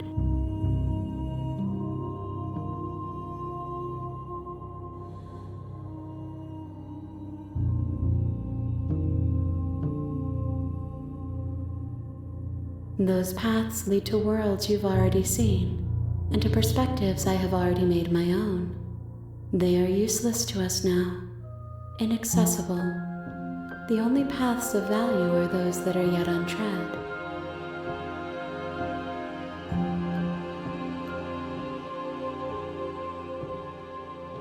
Why wouldn't I be kind to you? You are the only thing I know that isn't me.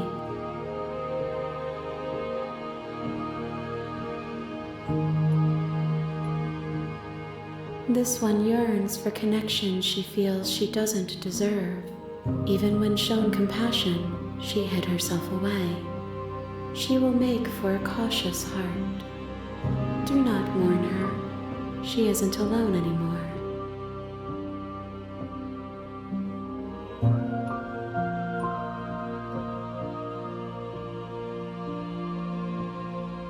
I will long for your return, but it will give me time to reflect on what I am. We will meet again.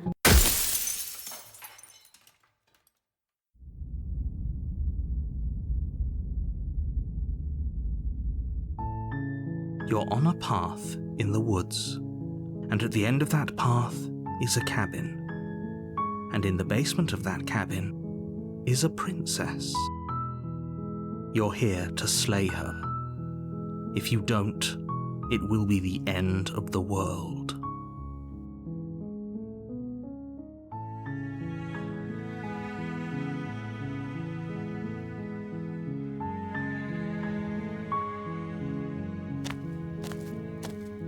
You make your way up the short path to the cabin.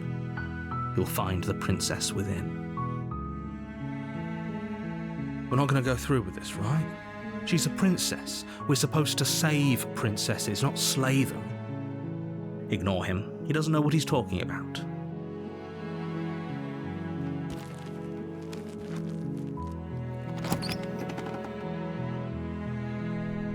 The interior of the cabin is almost entirely bare. The air is stale and musty, and the floor and walls are painted in a fine layer of dust. The only furniture of note is a plain wooden table. Perched on that table is a pristine blade. The blade is your implement. You'll need it if you want to do this right. You take the blade from the table. It'd be rather difficult to slay the princess and save the world without it.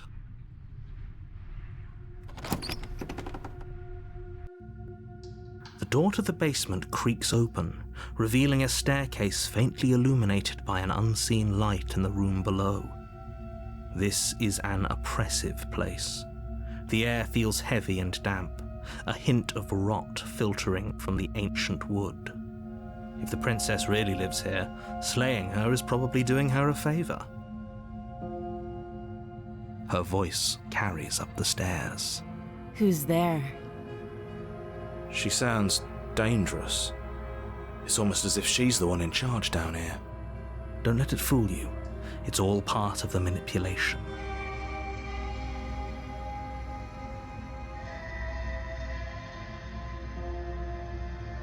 Good.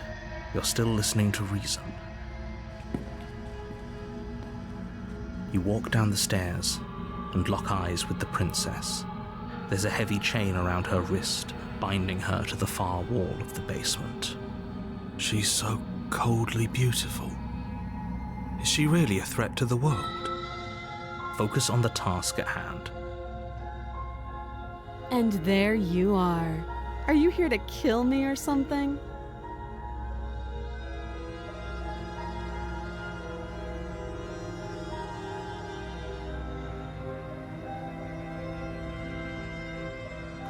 You step forward, your grip on the blade tightening as you steel your resolve. Oh? No talking then? Fine. What even makes you think you can kill me? I'm probably chained up in this basement for a reason, right? And if that knife is the only weapon you have, you'll have to get close enough to use it. So, you should just drop it. Best not to risk finding out what I can do. She's unarmed. If you hesitate now, it'll be too late. End this.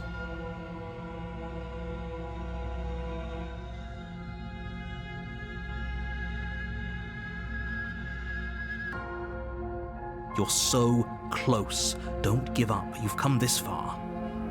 No, this is a good idea. Maybe we can de-escalate things.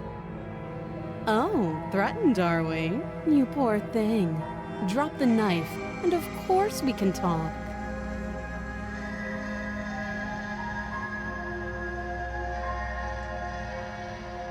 Then I'm not talking to you.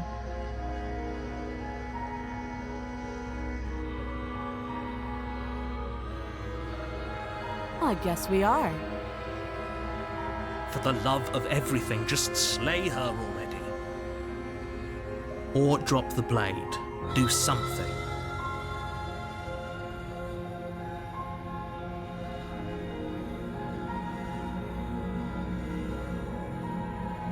Yeah, I'm sure. For goodness sake, the two of you can't just stand around like this forever. Eventually, something is going to give, and I highly recommend that you be the one to take the initiative here. The blade tumbles out of your trembling hands and drops to the floor with an unceremonious clang. Thank you. Maybe now we can just talk. Against your better judgment, you step forward to speak with the princess face to face. Unarmed. We'll be fine. I don't know what you're hoping to accomplish here, but I can assure you there's no reasoning with her. Just make sure you don't forget about the blade on the floor. You're going to need it. So here we are. What an awkward start to a relationship.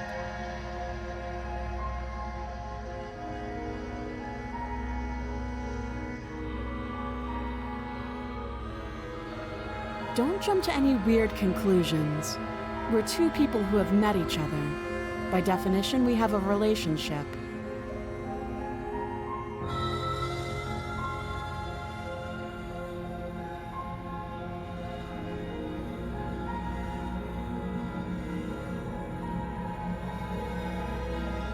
Don't just tell her that. That's cute. Do you believe that? Do you think I'm some sort of monster? If I'm supposed to be capable of ending the world, then how did I wind up here, chained to a wall? Have they told you why I'm allegedly so dangerous?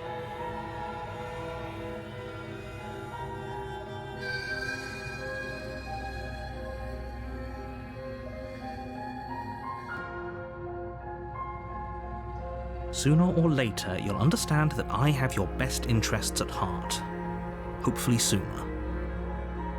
How sweet. Now be a pal and help me get out of here, would you? We could figure out how to deal with them after I'm free.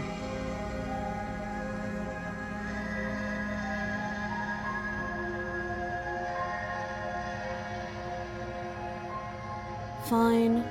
What do you want to know?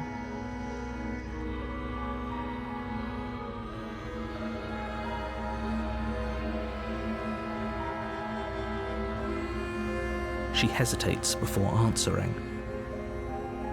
You can address me as Your Royal Highness, or Her Majesty. Any honorific should do, really. Note the lack of detail. You can't trust her.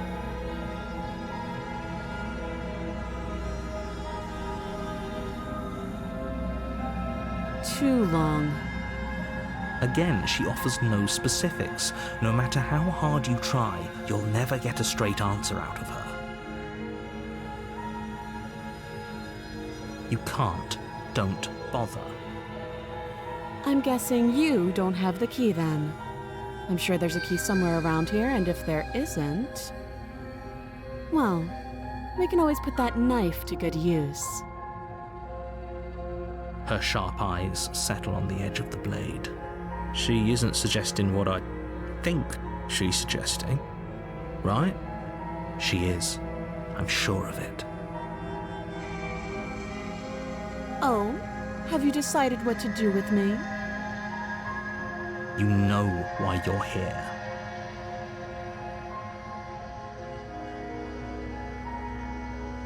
Oh, you have to be kidding me. You walk up to the chains binding the princess to the wall and give them a tug. They're large and heavy, far too solid for you to even imagine trying to break them apart. If you don't have the key, maybe you should go looking for it. I'm sure it's somewhere upstairs. Doubtful. Whoever locked the princess away down here intended for her to never see the light of day. They wouldn't have just left the key to her chains somewhere in the cabin.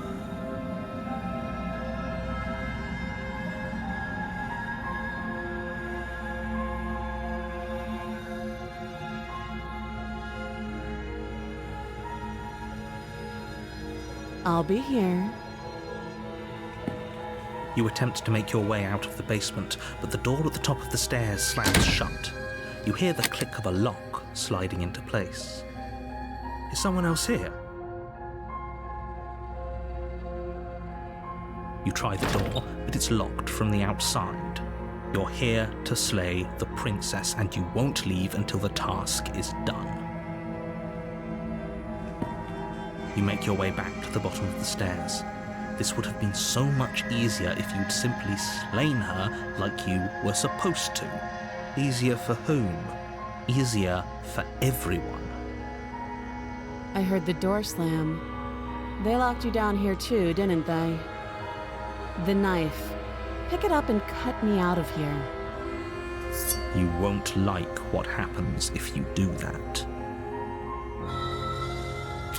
Against your better judgment, you place the blade against the princess's arm, just above the massive, unyielding chain. You cut into her flesh.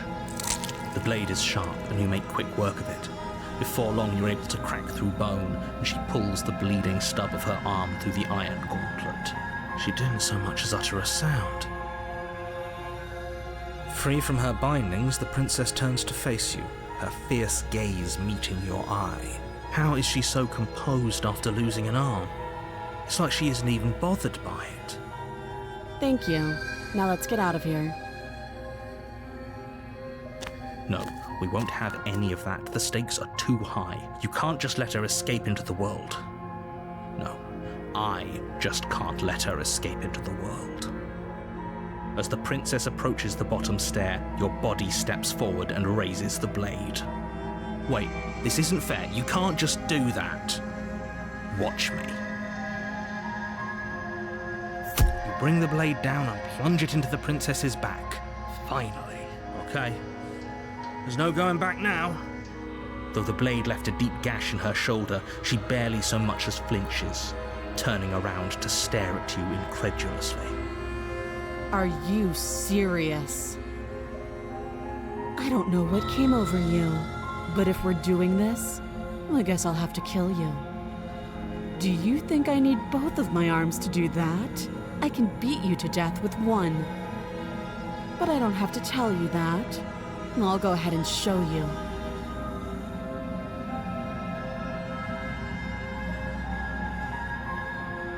Thank you. You swing your arm towards her throat, the blade singing through the air. But she's ready for it. She grabs your arm, her grip like a stone vice.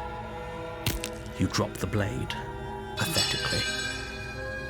She lets go, and faster than you can react, rears back and hits you with a bone-shattering haymaker. There's a ringing in your ears. You're fairly certain you can feel bone grinding against bone where she fractured your jaw, but your body isn't allowing you to feel much right now, adrenaline coursing through your system and numbing your nerves.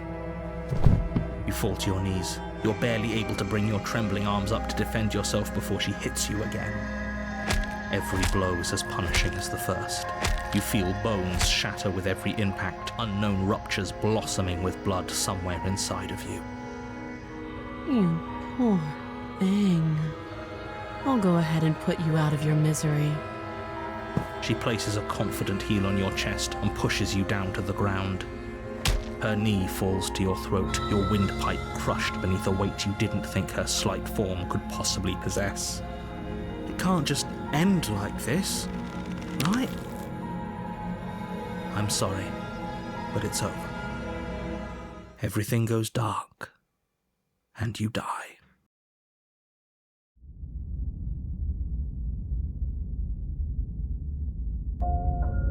You're on a path in the woods, and at the end of that path is a cabin. And in the basement of that cabin is a princess. You're here to slay her. If you don't, it will be the end of the world.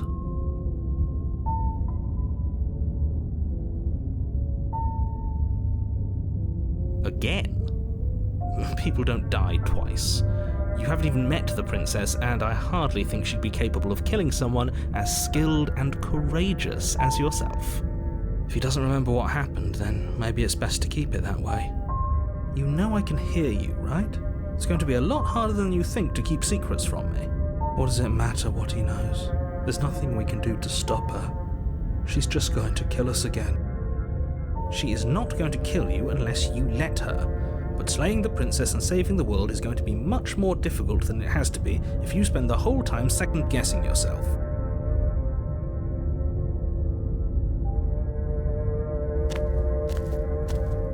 A warning before you go any further.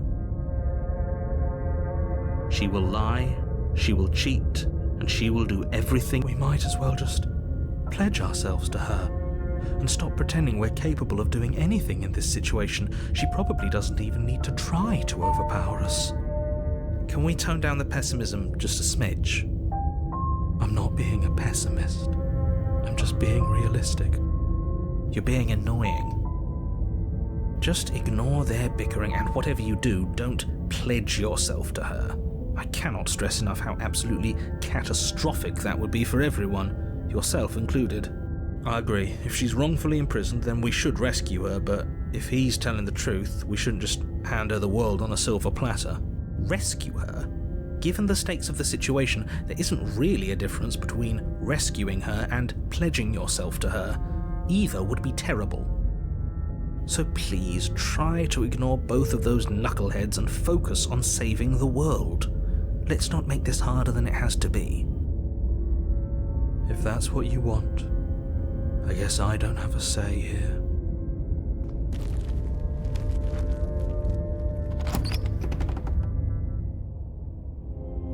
The interior of the cabin is larger and more grandiose than its humble exterior would suggest. The only furniture of note is a massive marble altar with a pristine blade perched on its edge. The blade is your implement. You'll need it if you want to do this right.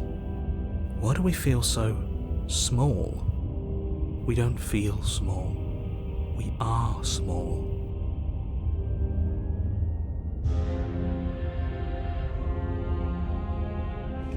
You walk up to the wall next to the basement door. It's a wall. There isn't much to see here. What are you talking about? This isn't a wall. It's a mirror. Or at least it'll be a mirror once we wipe off that layer of grime. You reach forward and rub your hand against the cabin wall. I hope you know how ridiculous you look right now. We should count ourselves lucky. Some things are better left unseen. You take the blade from the altar. It would be difficult to slay the princess and save the world without a weapon.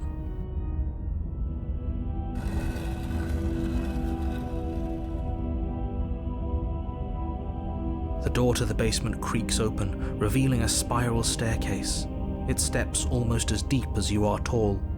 The smell of incense drifts up from below. For a moment, you almost feel at ease. This is actually kind of nice. It's still a stone basement. If the princess lives here, slaying her is probably doing her a favor.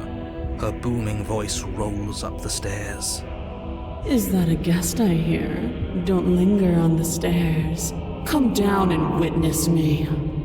You weren't kidding when you said it was booming. She wasn't like this last time. We need to get down there. She wants us to see her. We need to see her. Should we be worried about your sudden change in attitude? Just a few minutes ago you were going on about how pointless everything was. Now you want to go down there. It doesn't matter what that little voice says. He's not the one making the decisions. Though if his ramblings get you to the princess, they get you to the princess. Making your way down the spiral staircase is a time-consuming and exhausting effort, every step requiring you to clamber over one edge before dropping to the next. But soon the end comes into view, and you tumble to the bottom, entering the vast, temple-like room beyond. The princess towers over you, almost glowing in the weak starlight, her figure framed by a stained glass window. Her long hair billows around her, and a chain binds her wrist to the far wall. The chain is nothing to her. It might as well be a toy for all the good it would do. I told you it was pointless to resist her. The little bird has returned to me. I wonder what he wants. You brought that knife again, even though you know it's useless. Such charming audacity. Drop it. The blade slips from your fingers and clatters uselessly to the floor. We didn't have to do that. And yet you did. She's so much more than us. You wouldn't understand what it feels like to be in her presence. Oh, I understand what's going on, and you'd better snap yourself out of it. Kneel. But the words don't leave your mouth. Instead, your legs buckle and your knees hit the floor. That's my good little bird. Now, why don't we talk? The last time we met, you told me I was destined to end the world. That thought wrapped itself around my heart. It has pulled at me since the moment I squeezed the life out of your broken lungs. I could feel its fundamental truth awaken me. The collapse of the old is a necessary prelude to the birth of the new, and the world as it is now is overdue for alterations. It's time for me to seize my destiny, and you, little bird, will help me seize it. Well, that gives away the game, doesn't it? It certainly does. And beyond that, it more than lends credence to our conversation in the woods. I don't love the thought that in some other reality you failed to destroy her, but what's done is done. I can only hope it helped you learn a valuable lesson. You are the only one who can deal with her. And if you don't, well, she's let you know what will happen, hasn't she? Then you shouldn't have trusted us with her destruction. She is inevitable. Can't you feel it? He's being melodramatic, but he's not exactly wrong, is he? What are we supposed to do to stop her? Okay, first things first, you're going to have to stuff those pessimistic thoughts someplace far, far away and commit yourself to what needs to be done. The stakes of the situation should be perfectly clear to everyone now. And if you're going to save the world, you have to have faith that you can pull this off. You can't win a battle that you've already lost in your mind.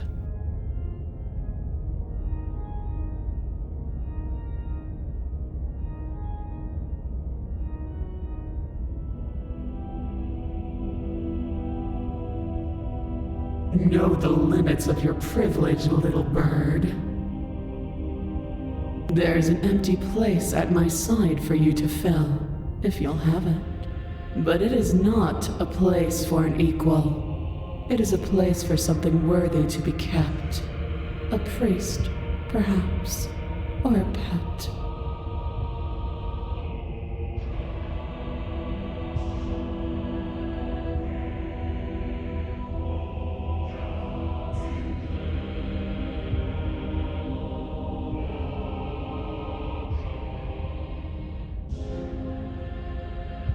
This isn't about desire. This is about what I am. And I have little interest in discussing destiny with one that cannot see the divine truth that shines in my heart.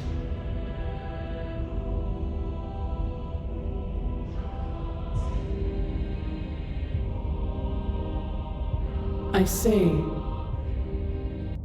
perhaps you need another lesson in submitting to your betters.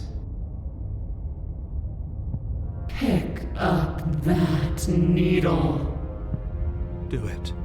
It's what she wants. No objections here.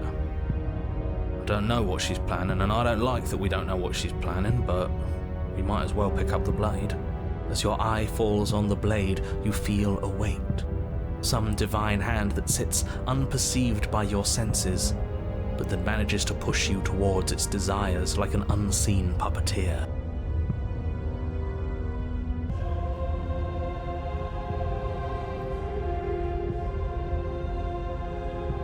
You reach forward and grasp the blade.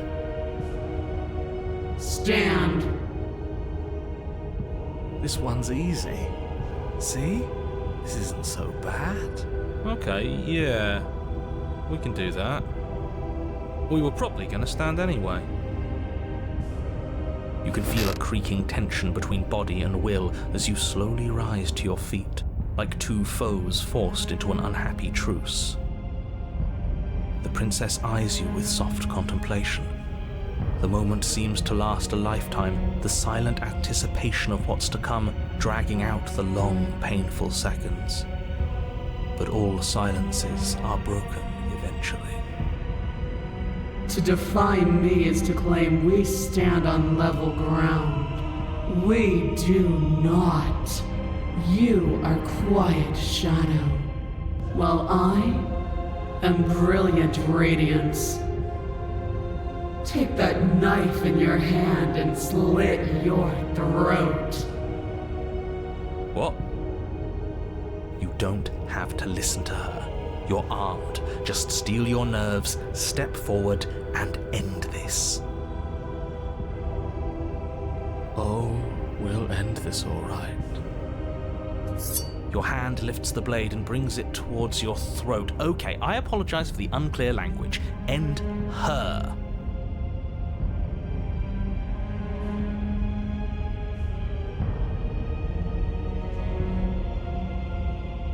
No, you can't just slay yourself. You're perfectly healthy and capable, and all you have to do is ignore her and do what has to be done.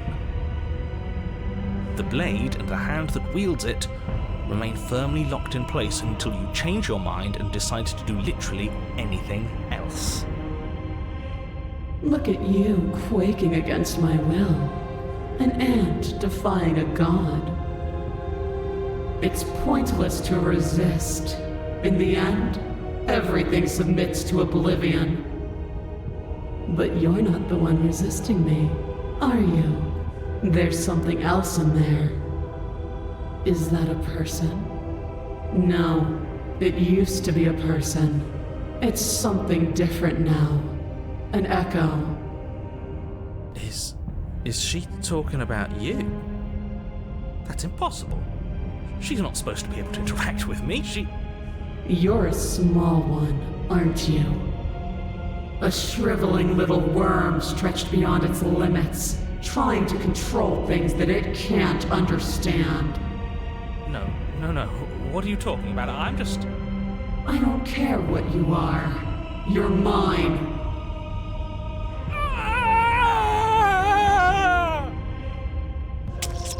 You bring the blade to your neck. You slice through soft flesh, severing veins and arteries, your blood flowing freely down your body. It's a painful lesson in obedience, but the pain won't last forever. No. When I see you again, you'll free me from my chains and deliver me to the destiny that lies beyond this place. We will. I promise. I know you will. Everything goes dark, and you die.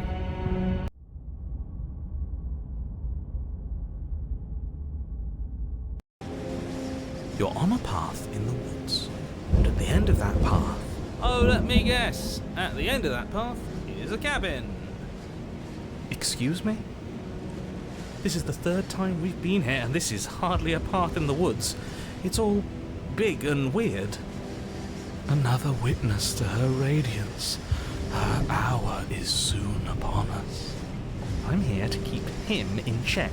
I'm sick of prying fingers digging around in our head, and he's making it all too easy for them to get in. This is bad. Oh, is it now? I hadn't noticed. Do you need a primer, Mr. Amnesiac? No, I'm quite all right, but if all of you would take a moment to settle down, there's something important I'd like to get across to you before it's too late. Is it about the princess? We already know all about the princess. Not to be trusted, that one. No, I mean, yes, it's about the princess, but whatever you think I'm going to say, it's probably not that. You're not to be trusted either. Look, fine, just out with it already, yeah? But if I hear the words, "You're here to slay her," or "If you don't, it will be the end of the world," you've lost speaking privileges. You two are just wasting your time. It's all going to end when we open that cabin door, which means it's already all over. What's the point of dawdling when the end is already written? Okay, that nonsense he's going on about, that's what we need to talk about. You've been here before, obviously. So you have met us. Because boy, were you in denial about that last time. No, I haven't met you, but reality is clearly falling apart at the moment, and the only reason that would happen is if you knew things you weren't supposed to know. What the hell are you talking about? He's talking about those weird marble trees and how wrong everything looks.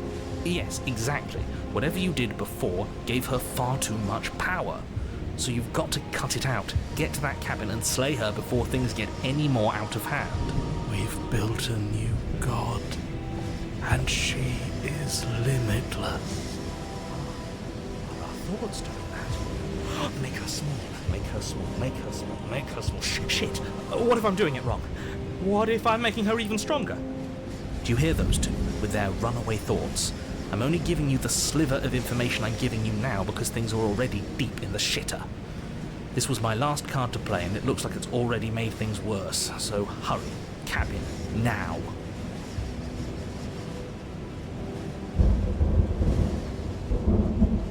And right now you have neither the time nor the mental acuity to handle a single response. It's now or never.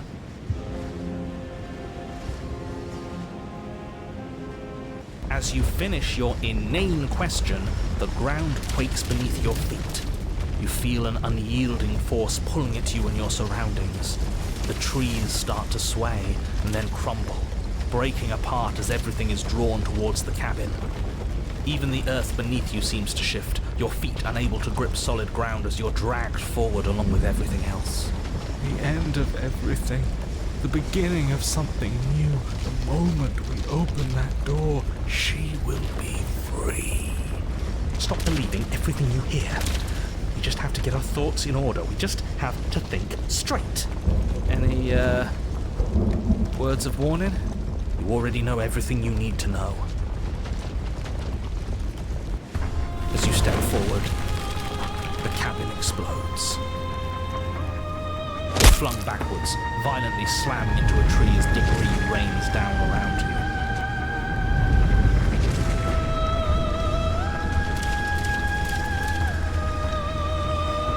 You watch in paralyzed awe and terror as the princess emerges, her body unfurling from some vast space as she stands upright to face you. The world bows to her. The ruined landscape shifts, trees and stone and the ground itself succumbing to her gravity, orbiting her like a great black hole. Finally, the little bird has set me free. This is always how it was going to end. And this is always how it was going to begin. There's a loud thunk from the tree behind you as something embeds in its shattered bark. Your pristine blade. It's now or never. Yeah, screw all of this, I'm with you. A real god wouldn't need us as part of her plan. You'll never make it to her. And even if you do, what could you possibly hope to accomplish? We'll do what we were always supposed to. We'll take this blade and we'll sink it into her heart. Look at the way everything's being flung around her. If we just throw ourselves in her direction... I don't know. Maybe it'll work. Maybe none of this is real. Maybe we can do whatever we want to do. With a forceful tug, you yank the blade out from the tree.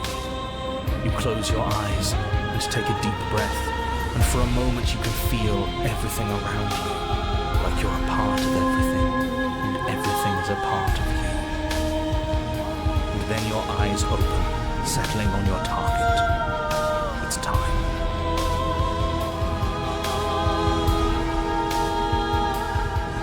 You launch yourself towards the princess.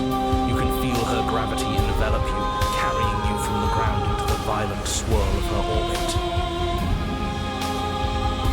Even now you defy me. Do it then. Show me what you think it takes to end what's destined to end everything. Yeah, do it. Show her. Why do I feel so cold?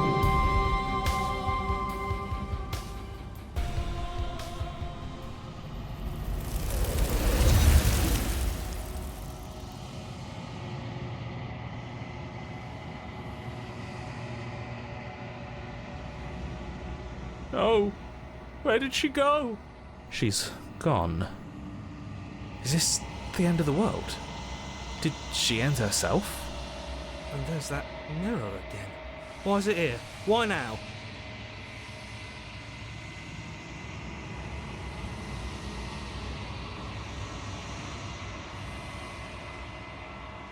This doesn't feel right. It feels different. Final. It's calling us. And not in a good way. I don't want to look at us.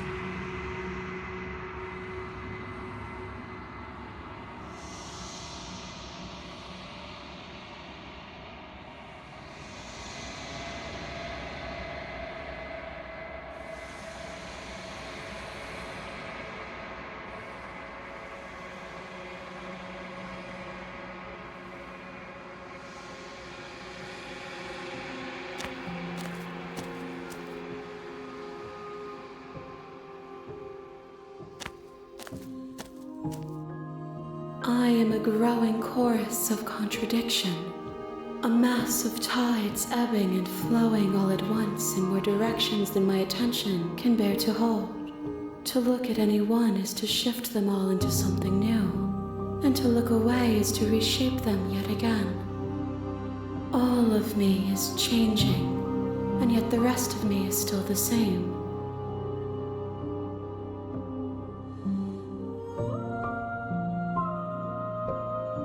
And yet my waters flow and my streets bustle. There are no words that can describe me into non-existence.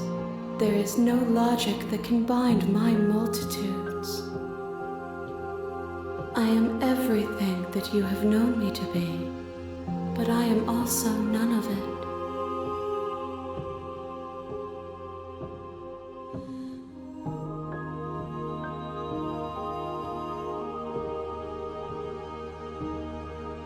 as easily as you can stand to be you. You are like me, even if you have chosen not to look at the corners of you that do not fit, even if you have chosen to ignore the brilliant contours of your soul.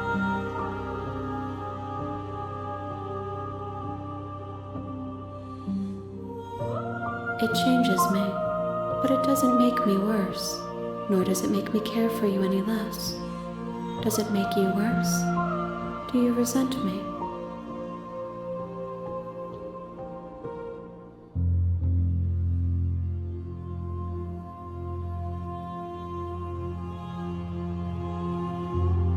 It says that your heart is gentle, that even in the darkness you are guided by compassion. This one is dominance, a figure capable of bending everything to her will. She will make for a terrifying and divine heart. Do not mourn her, for she would not be able to mourn you.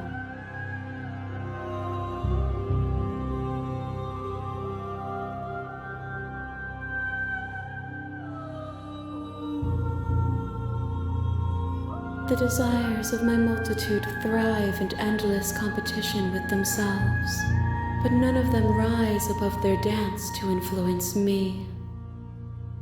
I yearn for what I have always yearned for, our awakening. Other desires shrink in the light of knowing you and knowing me.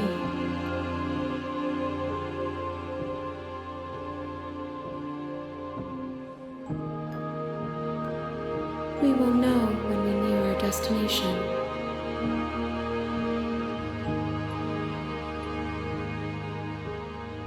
I will be here when it is time for us to meet again.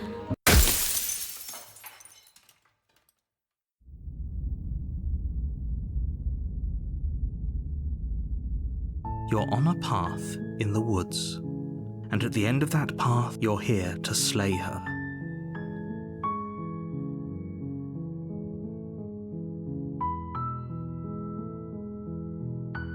That's the spirit. You make your way up the short path to the cabin. You'll find the princess within. We're not going to go through with this, right? She's a princess. We're supposed to save princesses, not slay them. Ignore him. He doesn't know what he's talking about.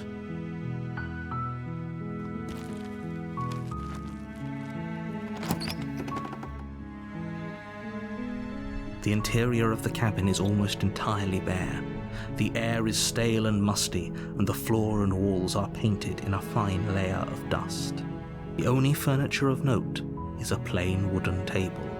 Perched on that table is a pristine blade. The blade is your implement.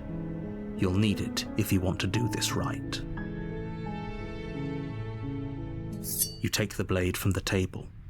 It'd be rather difficult to slay the princess and save the world without it.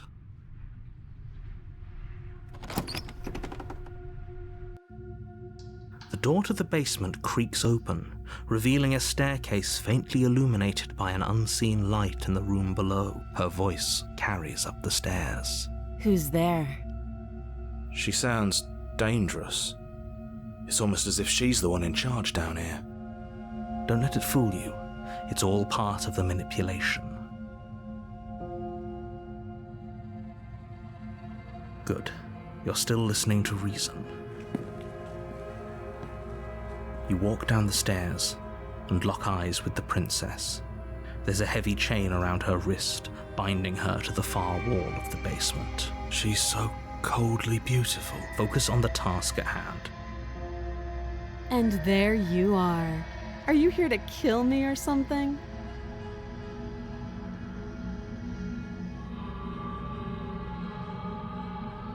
That giant knife you're holding kind of gives it away, doesn't it?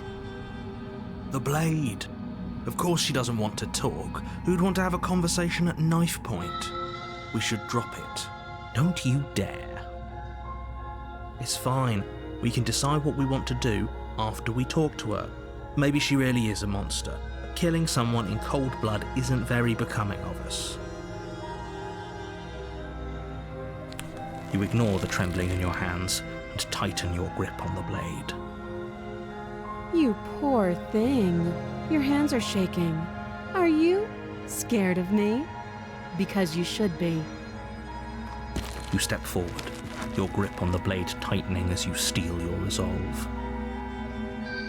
I'm probably chained up in this basement for a reason, right? And if that knife is the only weapon you have, you'll have to get close enough to use it. So, you should just drop it. Best not to risk finding out what I can do. She's unarmed. If you hesitate now, it'll be too late. End this.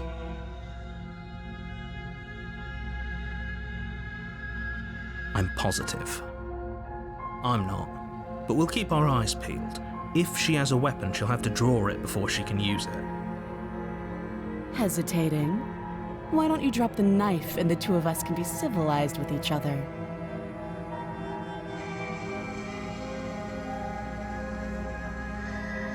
Then I'm not talking to you.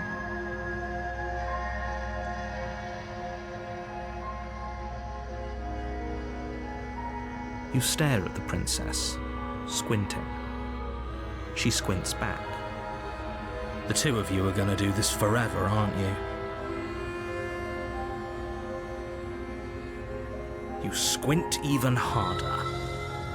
So does she. At least nobody's dying right now. You're going to have to make a choice. You can't keep squinting forever. Eventually, someone is going to have to blink. You charge the princess, blade in hand, but unfortunately your earlier suspicions proved correct. A blade of her own slips down her sleeve and catches you in the neck. Blood sprays from the cut, your severed carotid artery painting the princess with strokes of red. You'd better finish your task quickly before you run out of time. With the last bit of your will, you press forward, sinking the blade deep into the princess's heart. Oh. The two of you collapse on the floor together, rapidly bleeding out. Somehow, I thought this would turn out a little differently. But I wonder, do you really think that this was enough to stop me? It's like she's convinced she can't die. But you don't have time to worry over such things. Everything goes dark, and you die.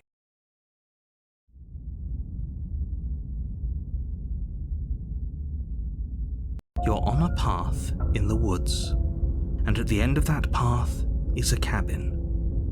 And in the basement of that cabin is a princess. You're here to slay her. If you don't, it will be the end of the world.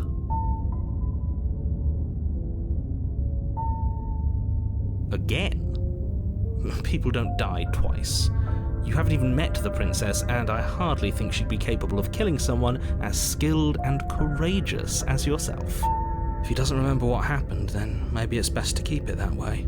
This whole thing's a crock of shit. She's just going to pull a knife out of nowhere and stab us again. Stabbed to death? Well, you won't have to worry about that. The princess is unarmed. Yeah, that's exactly what you told us last time. When we asked you if you were sure she didn't have a weapon on her, you said you were positive she didn't. But it turns out she did, because when we charged her, she started stabbing us to death.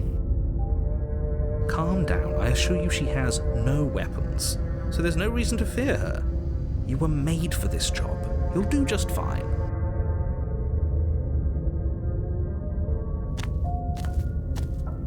A warning before you go any further. She will lie, she will cheat, and she will do everything in her power to stop you from slaying her. Don't believe a word she says. It couldn't be more on the money. But we're really doing this, aren't we? I'd say you're lost, but I'm stuck here with you. We know what to look out for this time. We know to be careful. Just stay focused and you'll be fine.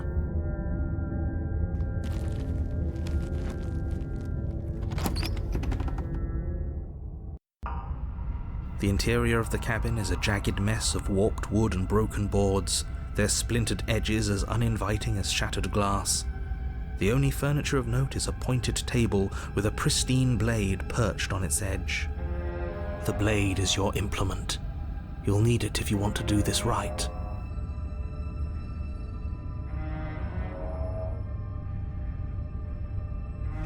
You walk up to the wall next to the basement door. It's a wall. There isn't much to see here. What are you talking about? This isn't a wall. It's a mirror.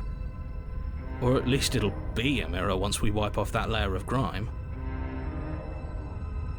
You reach forward and rub your hand against the cabin wall. I hope you know how ridiculous you look right now. But there was a mirror a second ago. Now it's gone. Yet another thing in here playing tricks on us. I hate this place. You take the blade from the table. It will be difficult to slay the princess and save the world without a weapon. It feels a bit better to have a weapon in our hands. Let's make her hurt for what she's done to us.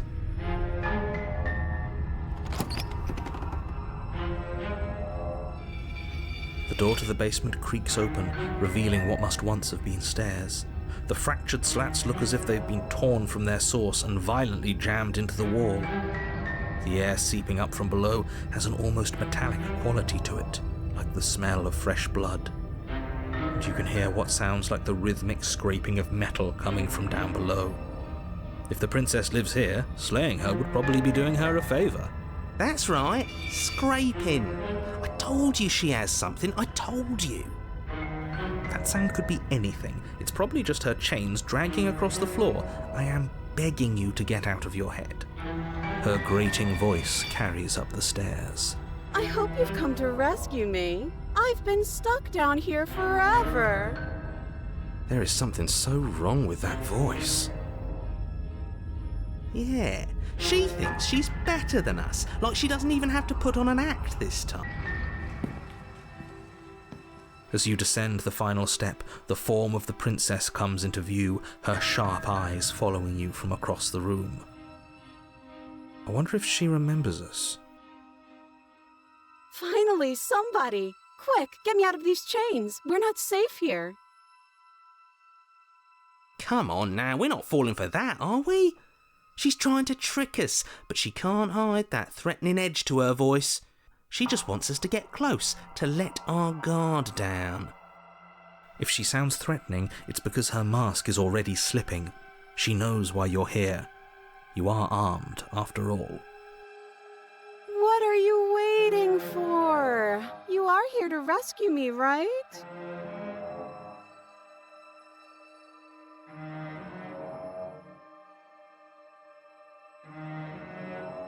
What? No, I wouldn't stab you. I am just a sweet, innocent princess trapped here for no reason. And you are a brave knight who's supposed to walk up to, not stabbing distance to help me. I have absolutely zero doubts that she is going to stab us if we get close to her. She certainly feels threatening. Just because she's acting like she's going to stab you doesn't mean she has the means to actually do it. But you know who is armed? You. So stop second-guessing yourself and do your job. But I'm nervous. All the more reason to jump into the deep end and deal with her right now before you waste any more time getting stuck in your head.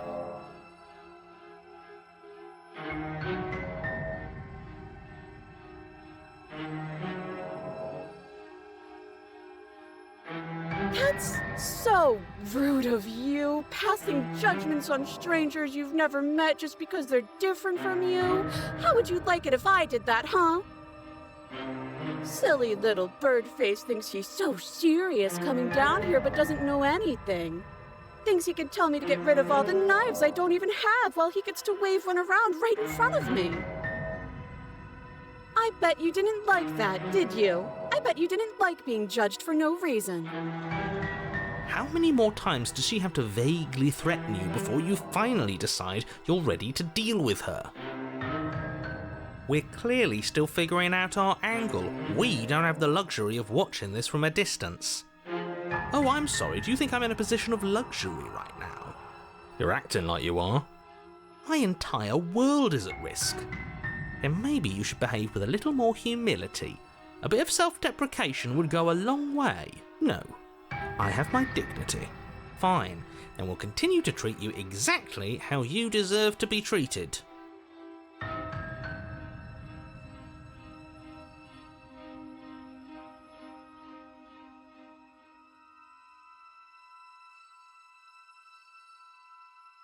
But if we killed each other, then why are we here, right now? Both of us normal and unstabbed. I do have to hand it to her, that's a very good question, and it's one with a simple answer. You haven't slain her yet. So how about you get moving? Last time? What are you talking about? Ugh, it's like the two of you are working together on this. Aren't you listening to her? She's obviously lying through her teeth. I'm terrible at spotting lies, and even I can tell something's up here. We can't be the only ones that looped back to the start. Someone else has to remember, right? Yes, something is obviously up, and we can all tell that she's lying.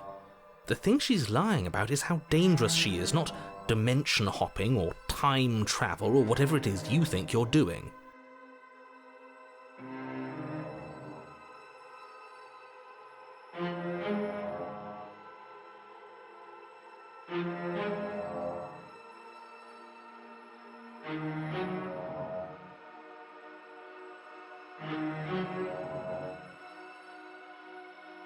Of course I won't.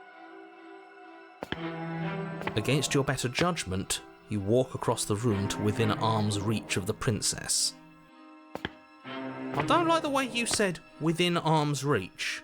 You hear the horrible sound of metal slicing through meat. Whose meat? Not ours, right? Hers, at first. Then yours. Your neck, specifically. Again? Really? Hehe. You collapse to the ground, your vision swimming as you attempt to focus on her bloody blade and the limp sack of flesh that was once her arm. You're going to die now. And with a quick jerk of her elbow, she does just that. Everything goes dark, and you die.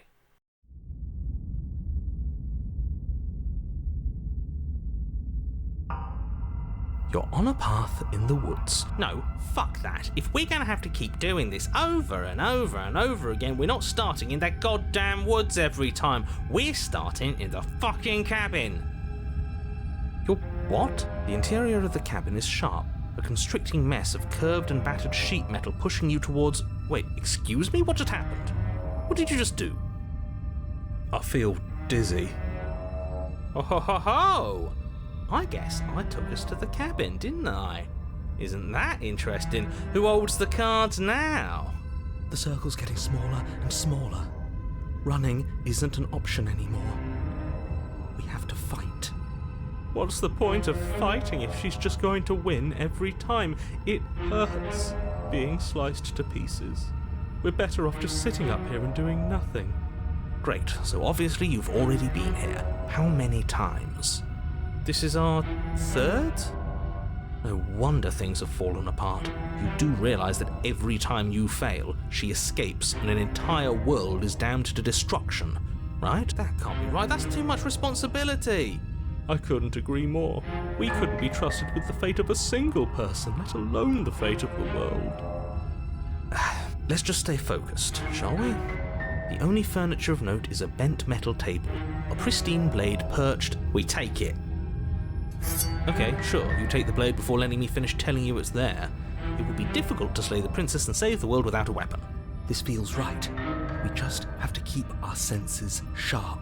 That's right, we've got to be able to win eventually. And what if we never do? So, are you just going to stand there, or are you going to head to the basement like you're supposed to? I'd love to get started just as much as you would, but how are we supposed to get down there? You walk through the door. You do know, but there isn't a door, it's just that mirror again. It isn't a mirror. You really messed things up, didn't you? It's like you can't even see reality anymore. I can feel the air coming up from behind it, stinking of iron and steel. He might be right. Could be a trick. If our other senses can't feel it, then we can't trust it. You make your way to the door at the end of the room. stopping just in front of it. You really must think you're looking at a mirror. Well, it doesn't exist. Just reach forward and open it. Let's just move it out of the way without looking. I don't want to see us. I'm sure we all look awful after dying twice. Let's just fumble for the handle and be done with it. I don't care what we look like. I care about getting to the end of this mess.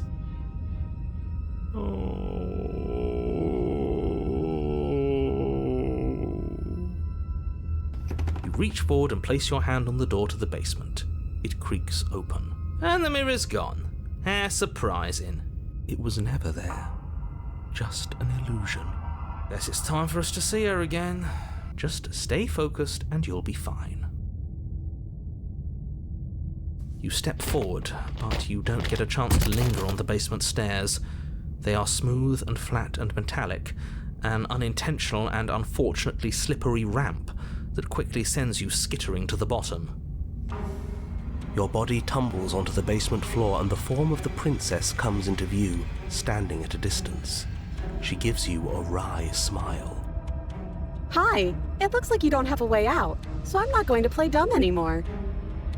But don't worry about how bad you did last time. That's part of the fun. Fun for her, maybe. I didn't like dying all over again. Thinking about dying makes us as good as dead. The only thing that matters is survival. Actually, does survival matter? We've died twice and nothing bad has come of it. We just need to find a way to win once. Nothing bad has come of it yet. Plenty bad has come of it. You've left at least one entire world to ruin. The people there mattered. The past isn't real. There's only here and now. Your internal bickering is cut short by the wet sound of slicing meat. From the princess's arms erupt twin blades, glistening with her blood, the empty flesh of her arms flopping at her elbows like torn sleeves. The chain clatters to the floor. She's loose, and she is coming for you. You're going to make me walk over to you, aren't you? Shit. She's coming for us and I'm out of ideas.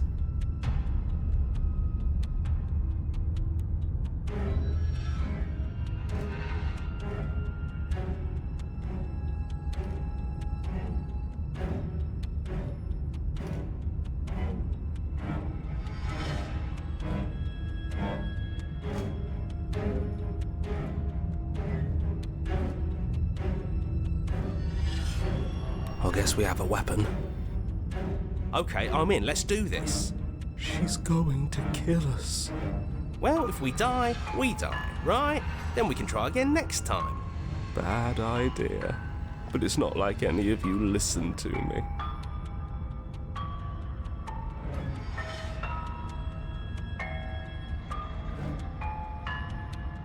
Yeah, no more moping. We're gonna fight her, and we're gonna win. Blade poised to strike, you charge the princess. Oh, so you do want to fight, huh? Okay. Yes, I love this. Try to stab me. Try to stab me and see what happens. Here goes. We can make this work. Yes, if we pay attention, we won't die. And what if we don't? You and the princess exchange a flurry of blows, and you manage to narrowly avoid death several times. Until finally you see it. An opening. It's a trick. Don't take it. No, screw that. Ours. Ours. I called it. It's ours, and we're taking it. And you do take it. But as you close in, yet another blade erupts from the princess. You have no time to react before you feel it sliding through your ribs. A trick. I knew it. I told you to be careful of tricks. What? From where? From her knee, apparently. Oh, too slow. Oh, that's bullshit. Bloody unfair. Unfortunately, for the sake of the world, fair doesn't factor into this. Another of her blades comes slicing up to finish the job. She skewers you. Ow. Ribbons! I'm going to make you ribbons. This is so much fun and I want to celebrate. It would have worked if we just stabbed her harder. Oh, a new one of us. I thought that only happens when we die. Did we die? You're on a... No, you're in a... Where the hell are you? I think we're dead, and that's all we'll ever be. Dead, dead, dead, dead, dead. Stop saying dead, all of you. We might have died a second ago, but right now we're extremely not dead. This is all horribly wrong. How many times have you been here? This is 4. No wonder everything's such a mess. This wasn't supposed to go past 1. I wonder what you're going to do next. You're so full of ideas, and I love that. But I guess we don't have time to talk about things before the princess advances. Okay, whatever we do gets us another us. Let's see how many we can stack. There's got to be a point where it makes us better than her. We don't need any other voices chattering about in here. It'll just confuse us. All we need is to keep fighting. Yeah, I'll pass on that. As long as we keep moving. Oh, great. So it's going to get even more crowded. Even more deluded voices that think we might stand any kind of chance. Come on, show me something new.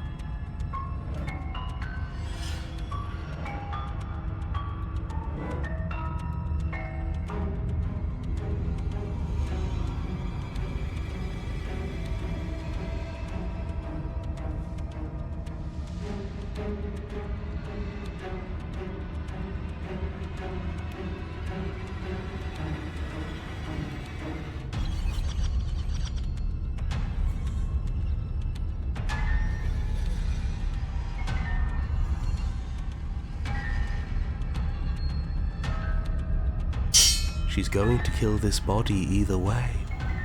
So stop feeling what it feels. She skewers you. Ooh, not bad. Real tough. Well, there's more of us. Let's see if that helps. Then you skewer yourself.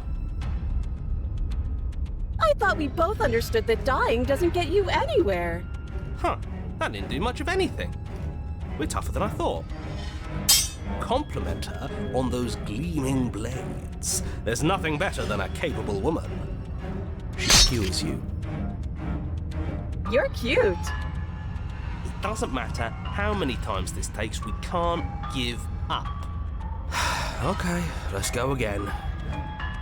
Just panic. Flee. She skewers you. No, you don't get to escape. That's not how this works. See? We're getting better. Okay, yeah. That was a good one. Let's appeal to her better nature. We haven't tried that. I'm sure she'll listen to reason. She skewers you. We're getting close to something, can't you feel it? One last time. You're right. One last time, that's all we need. None of this is working. Think. She skewers you. And then everything goes dark, and you die.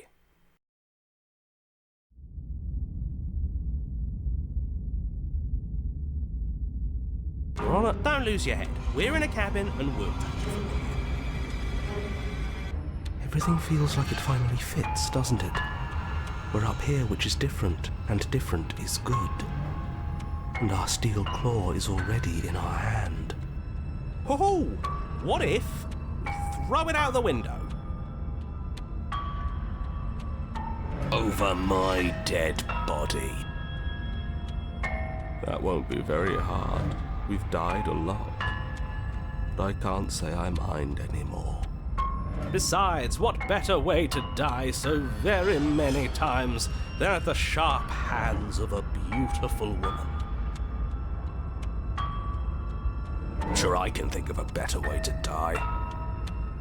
They're all the same, really. How about we stop thinking about horrible ways to die? I don't want us to accidentally manifest anything. The only thing we're gonna manifest is finally ending up on top. There are entirely too many of you. How many times have you been here? This isn't good. This is... How about you stick to describing things, and we'll stick to doing them. Yeah, leave it to the pros. We'll notch up that win in no time. Narrator, we heroically stride through the door and towards our destined final encounter with our star-crossed lover. Fine by me. You walk to the door and onto the basement stairs, only it's more of a slide. We know. Fine, I'll just shut up then and speed this whole thing along. Are you sure you don't want me to describe the stairs? Or this room, or anything? It feels like I'm hardly a part of this. Don't care, just want to win. Fine, you make your way to the basement, where the princess awaits you. You know, this last time I killed you, and you didn't pop right back up again? I thought I'd actually done it. I thought I'd cut you into so many pieces you just weren't able to stitch yourself back together. But I guess we're not done. That's okay with me. It's good even. I like that. I got something ready for you while you were gone. Do you want to see it? I'm not going to wait for an answer. I'm just going to show you. It's worth it though. Just you wait. And not for very long, because I'm going to do it right now. Are you going to say what she does? Do you want me to talk now? Well, yeah, she says she has something new. I want to hear about the new thing. Yeah, me too. I think I speak for all of us when I say that I would like to hear you describe her new thing. Really? Okay then. Here we go. Now.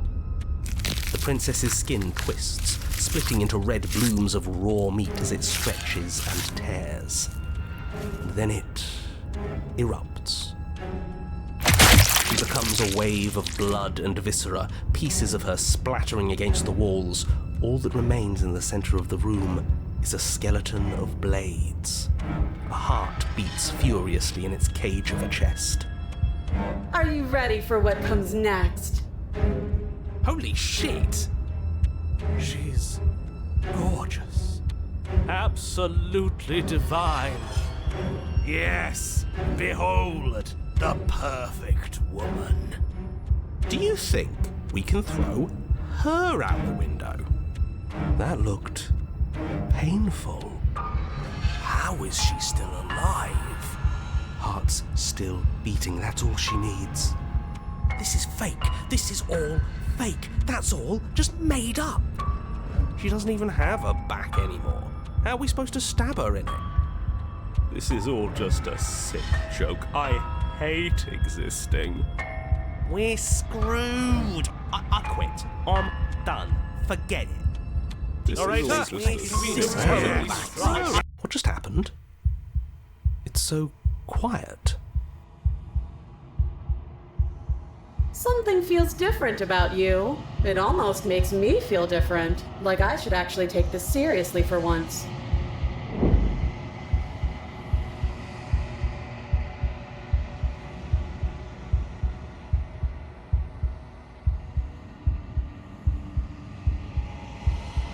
You're incredible.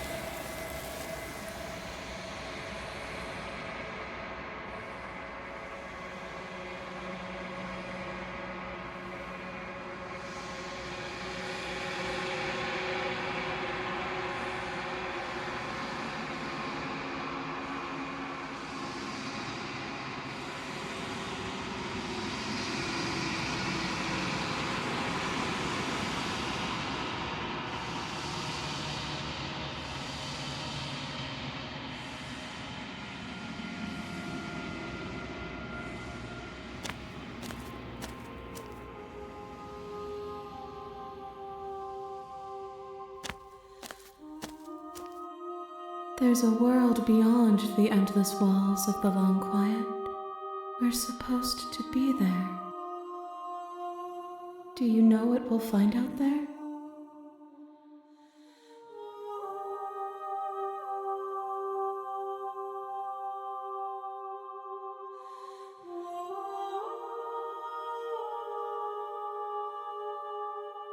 There is a warmth and sadness in me at the thought of people.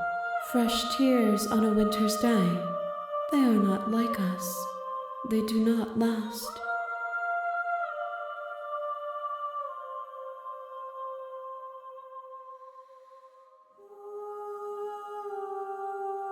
We are real. Nothing is an idea that dwells in the absence of something. But nothing cannot exist on its own. And because of that, nothing can't exist.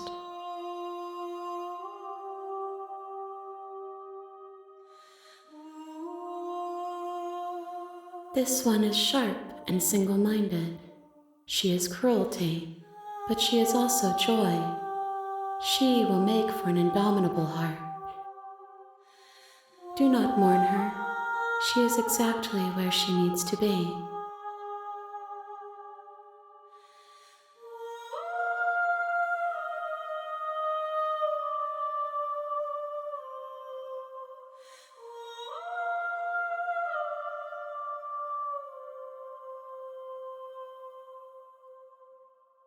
No, their thoughts are quiet. Do you think your narrator lives in the spaces beyond?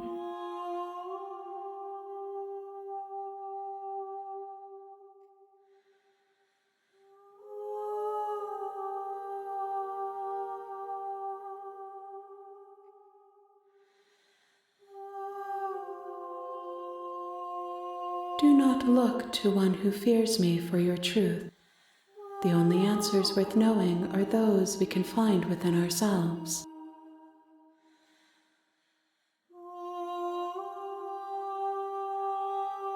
One, whatever you bring me next will be enough, and then gravity will pull the others back to me. I will be singular, a final multitude.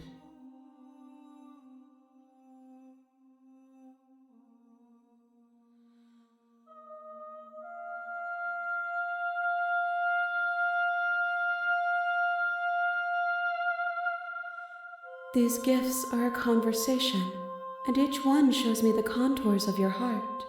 The only thing I want to see is what you choose for me when the thread is fully drawn.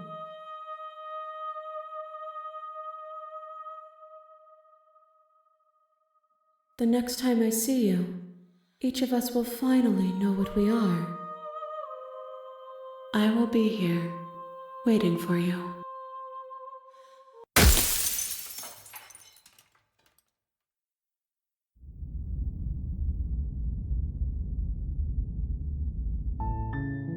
You're on a path in the woods, and at the end of that path is a cabin. And in the basement of that cabin is a princess. You're here to slay her. If you don't, it will be the end of the world.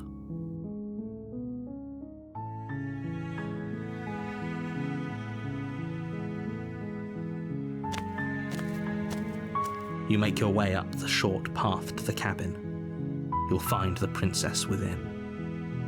We're not going to go through with this, right? She's a princess. We're supposed to save princesses, not slay them. Ignore him. He doesn't know what he's talking about.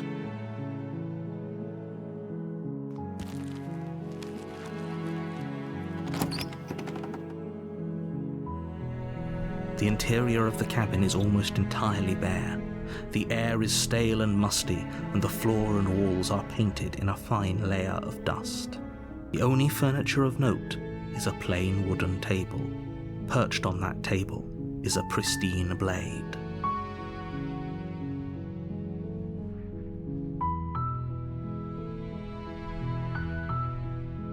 The blade is your implement. You'll need it if you want to do this right.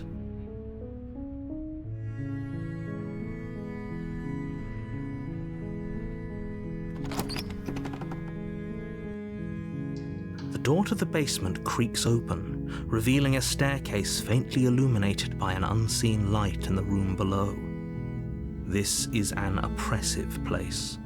The air feels heavy and damp, a hint of rot filtering from the ancient wood.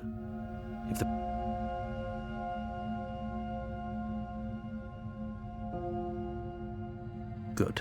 You're still listening to reason. You walk down the stairs and lock eyes with the princess. There's a heavy chain around her wrist, binding her to the far wall of the basement. She's so coldly beautiful. Is she really a threat to the world? Focus on the task at hand. And there you are. Are you here to kill me or something?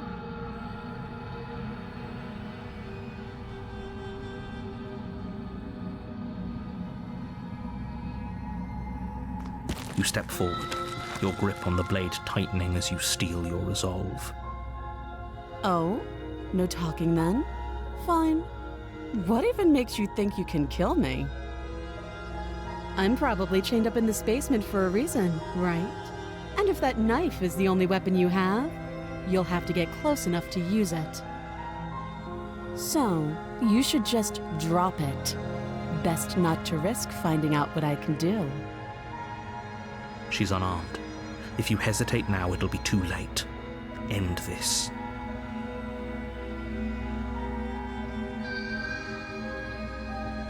You lunge forward without a moment's hesitation. You feel flesh easily give way and look down to see your blade already sinking deep into her heart. Oh. This is it, isn't it? I'm almost embarrassed. I should have seen that coming. But I have to wonder. Do you actually believe this was enough to kill me? It's like she's convinced she can't die. Yes, even as she lays there dying, she entirely believes herself to be alive and well. But it's over, isn't it? She stopped breathing moments ago, that arrogant look still plastered on her face. But is it over? Really over? Yes, exactly. It's over. With your work done, you make your way back up the stairs, closing the door to the basement behind you. Why do I feel like we've done something terrible? You did kill someone. Greater good or not, something would be very wrong with you if you didn't feel at least a little bad. But it was for the greater good. One of these days that will sink in and help ease your guilty conscience. But that day isn't today. Let's just get out of here. You open the cabin door, ready to return to a world saved from certain doom. Only, a world saved from certain doom isn't what you find. Instead, what you find is nothing at all. Where a lush forest stood mere minutes ago, the only thing in front of you now is the vast emptiness of some place far away. What happened? Everyone is fine. It's just that you and the cabin are now far away from them. Don't worry. You'll be safe here. This is good. Everyone is happy. You'll be happy.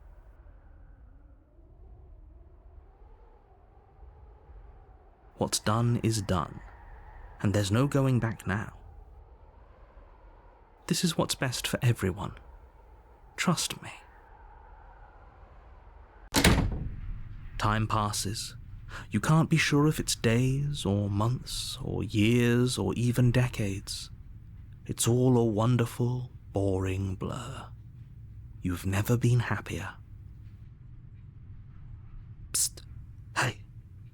We're not just gonna stay here forever, right?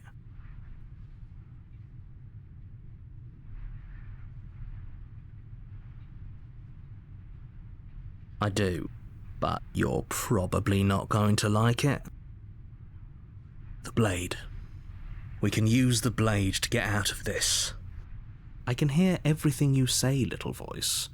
There's only one thing it would want you to use that blade on, and I'm afraid that thing is you, dear hero. He's right. It's the only way out. Do you hear that? It wants to take this happiness away from you. It wants this wonderful place to end. Do you not? There's more for us to do, and the only way for us to do it is to take that blade and use it. Don't you dare.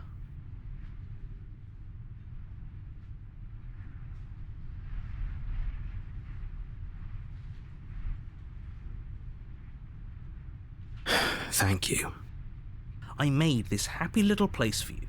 Is this not a good enough reward for saving the world? An eternity of bliss? You ingrate? Fine. Whatever. For the first time since time stopped meaning anything, you throw open the door to the basement and walk down the stairs. The princess's body is dust and bones, though the blade you used to slay her is still as pristine as the day you first held it. You pick up the blade, you stab yourself, and you die. The end. Nice knowing you.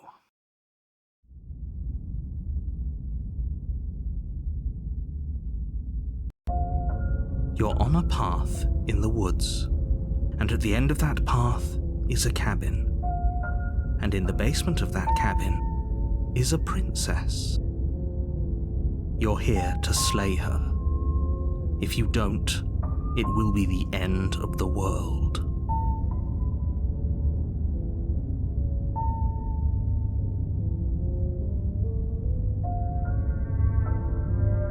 My tricks?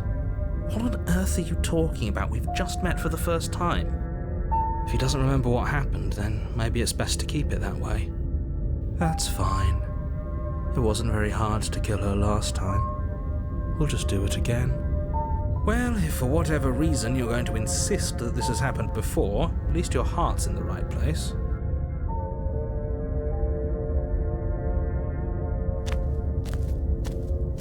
A warning before you go any further. She will lie, she will cheat, and she will do everything in her power to stop you from slaying her. Don't believe a word she says. She won't be a problem.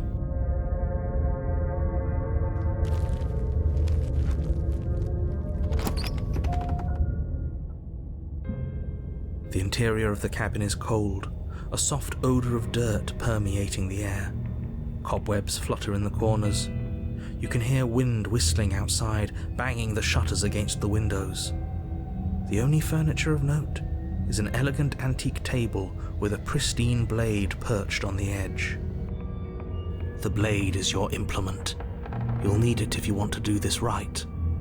It feels like no one's been here for a long, long time. Like I've been saying, she's dead. We killed her already.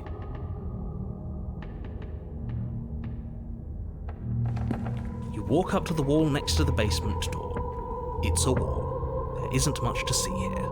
What are you talking about? This isn't a wall. It's a mirror. Or at least it'll be a mirror once we wipe off that layer of grime. You reach forward and rub your hand against the cabin wall. I hope you know how ridiculous you look right now. But there was a mirror a second ago, and now it's gone.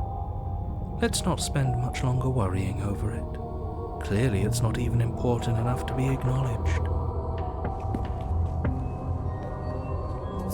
You take the blade from the table. It would be difficult to slay the princess and save the world without a weapon.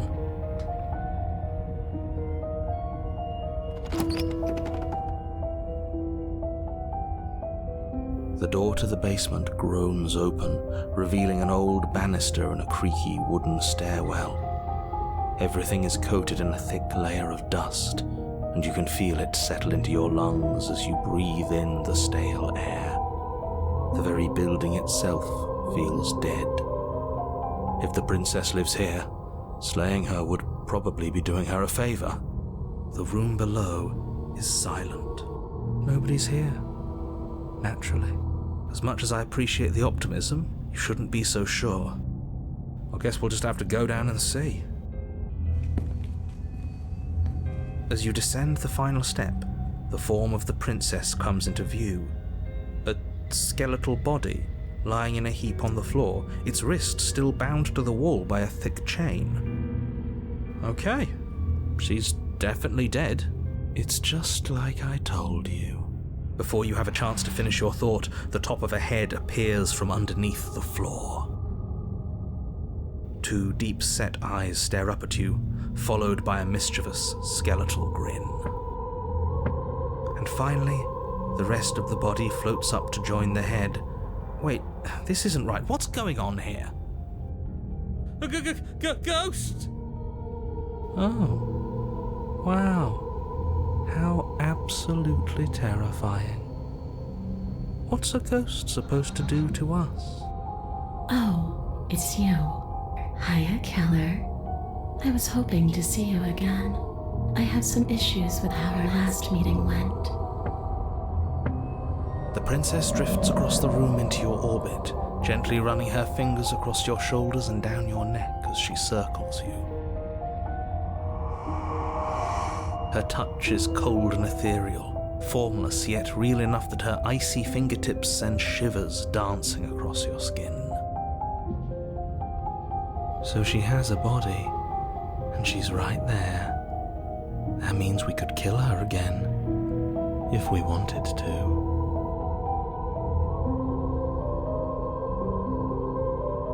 I see you brought that annoying knife again. So, are you waiting for a chance to use it? Or are you here for something else?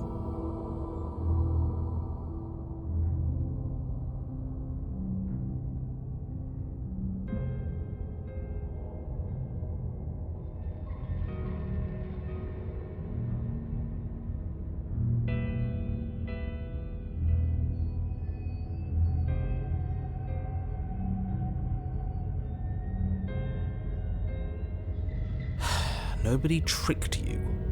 And the fact that the princess's spirit has risen from the dead should be more than enough evidence that she isn't exactly sweet and innocent. It's all been an act.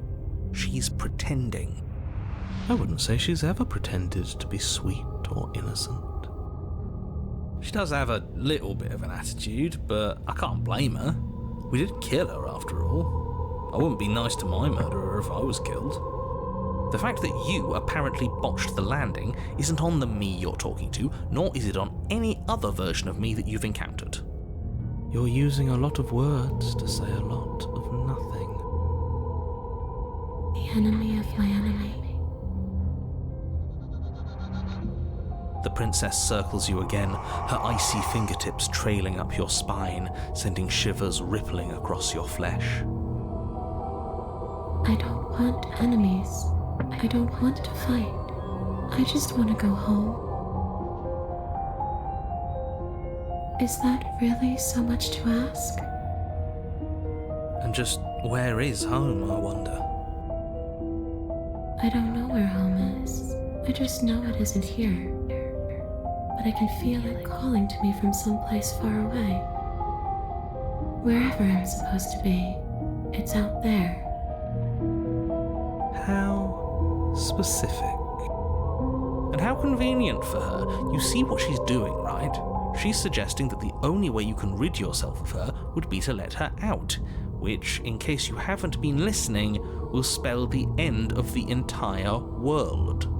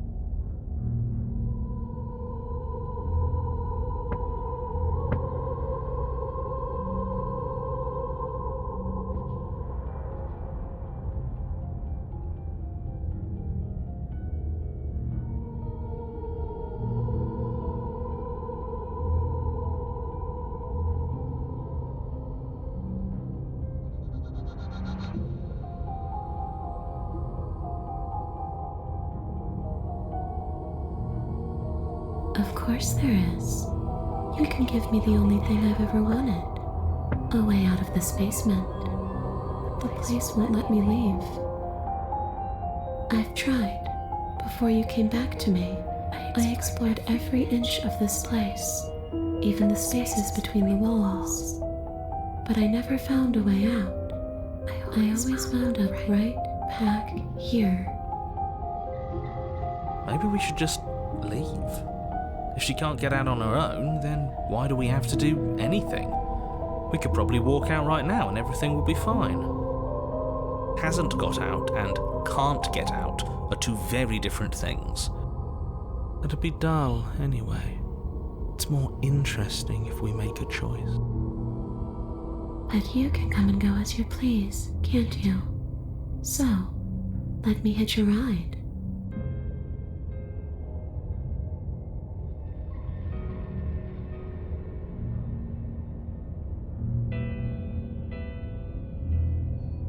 After all, you owe me.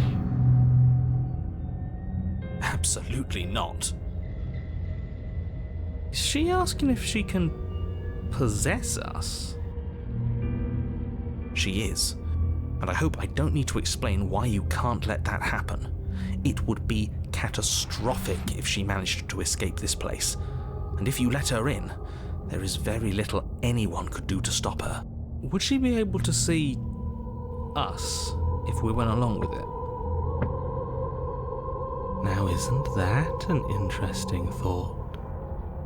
We could finally bring her face to face with him. I wonder what she would have to say to the one who wants her dead so badly. You won't like how things play out if you go down this path.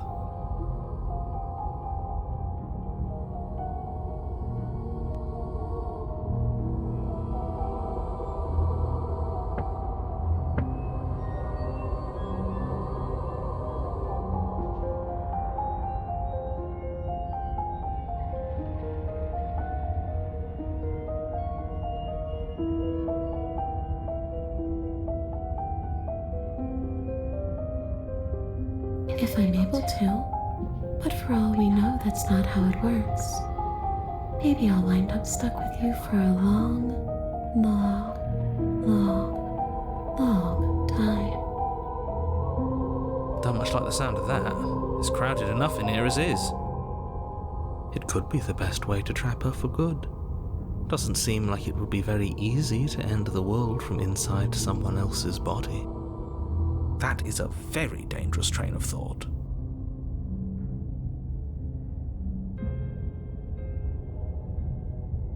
Sure, why not? That doesn't sound very reassuring.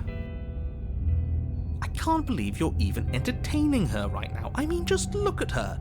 Do you think she has good intentions for her murderer's body? Of course she doesn't.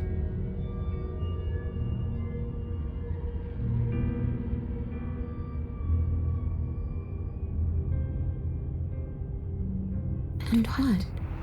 You just believed that? You killed me without giving it any thought? That's cold. That's rich coming from her. Every time she touches us, it's like we freeze over. She is right, though, but that's neither here nor there. What's done is done. What we do from this point forward is all that matters. Let's try not to let emotion get the better of it.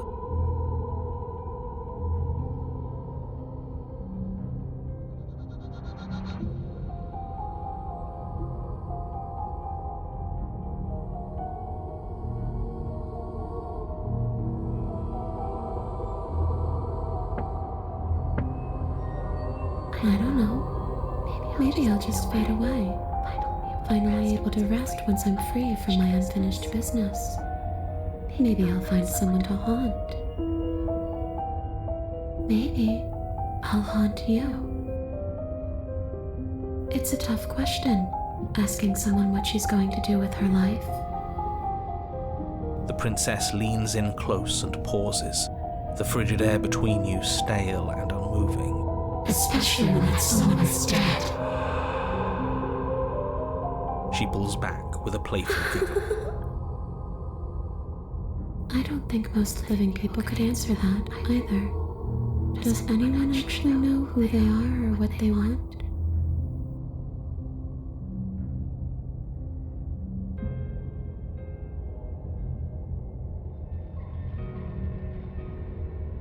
The only thing I've ever wanted was to leave this place. It's still the only thing I want.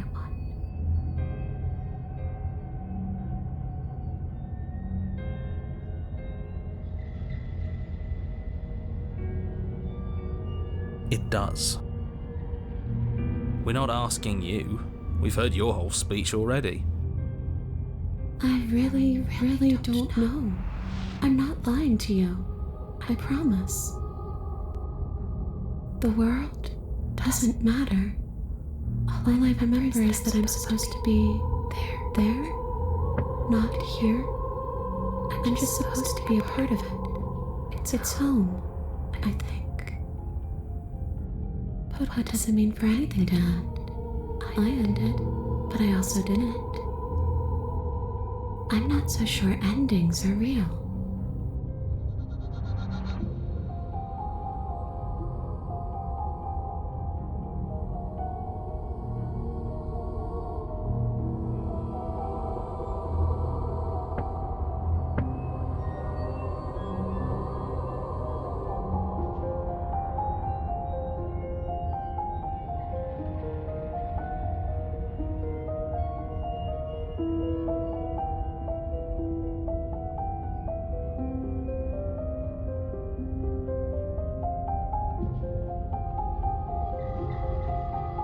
The princess swims through the air in front of you, pausing for a brief moment as her dark-rimmed eyes stare deeply into yours. There's a hunger in her gaze. You're really trying to make it up to me, aren't you? Thanks for being a pal, killer. I mean it. What are you doing? Don't just let her in. How many times do I have to tell you? See you soon. She rushes forward and then she's gone. A sharp chill spreads across your body. It starts in your chest, a freezing numbness flowing out from your heart, all the way down your limbs, your mind growing cloudy and confused as it settles over your very soul. I'm not sure I like this. Can we get a do-over? I'm afraid it's too late to stop now. The numbness gives way to a stabbing pain, your muscles twitching and convulsing violently, each involuntary movement causing more waves of agony to ripple across your body. You collapse to the floor, and everything goes dark. Come on, you've got to get up. I know everything feels heavy right now, but we still have to get out of here. Your eyes flick back open as you get your bearings, your vision swimming as... So this is what it's like to be you, huh? Disembodied voice narrating your every move? So, it doesn't work like that for you? Clearly it doesn't, or she wouldn't have commented on it. All these shards of broken glass on the floor, are they also supposed to be you? Hey, I'm not a shard of broken glass, I'm... It's okay. You can finish your thought. I'm... a voice? I'm me, is what I am. Who cares what we are? We exist. That's all that matters. You don't have to fight. We'll all be out of here soon. No, it matters. What we are matters. If I'm a shard of broken glass, then that raises some questions about certain other voices in here too. I'm clearly the same thing you are. They're not listening to me. Do they not listen to you either? No, I'm not talking about you. I'm talking about him. You don't need to know what I am. You just need to know that I'm different from you. More important. So, you're the one who pulled the strings and made me dead. I can tell you don't belong here. You're barely even there. Like the shape of something left behind. You're more of a memory than a person. That's rude. You're kind of like me, actually. I'm just going to ignore her. You push yourself off the ground. The princess is nowhere to be seen. Because I'm in here with all of you. Everybody knows that. I'm setting the stage. The room is empty because you made a spiteful, idiotic, and all-round foolish decision. You don't have to let him get to you. You're better than that. You're starting to make things right. This is infuriating. Just whatever you do, you can't leave this place. It's not too late to fix this. Probably.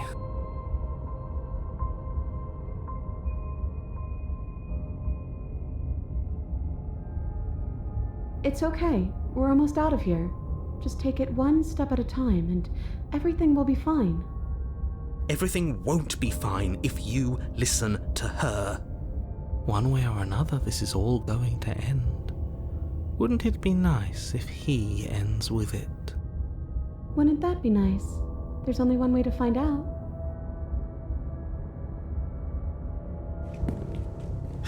Your legs, weary with the weight of the princess's spectral form and clumsy with the cold that still pervades them, stumble towards the stairs. I'm just trying to get home. You don't have to act like it's the end of the world. But that's exactly what you leaving this place is going to be. You don't know that. I do. Wait, if she has a home to go back to, doesn't that mean that her leaving won't end the world? It doesn't mean that at all. It could mean that wherever her home is, it's outside of the world. Yeah, but it has to be somewhere, doesn't it? And if it's somewhere, then it's part of the world. I suppose it's all a matter of perspective. Where does the world end and something else begin? Does the destruction of one open a door to another? Or is it the same world reborn? Against the backdrop of the inane conjecture of meaningless little voices, your body continues its ascent up the stairs, staggering through the open door. For how much you hate her, you aren't doing a whole lot to stop us from leaving this place. Maybe the bossy one doesn't actually hate me. Maybe he even likes me. Or maybe he just knows that he's been in the wrong. Maybe he's trying to make amends too. Not at all. I'll have you know that I do hate you, and I will continue to hate you for as long as I am able. It's just the weight of it all. It's too much for me to do anything other than describe and dictate. And whine. This body wasn't made to hold you and the princess. If you want to renege on your cataclysmically terrible decision a minute ago, well, you're the only one that can make that happen.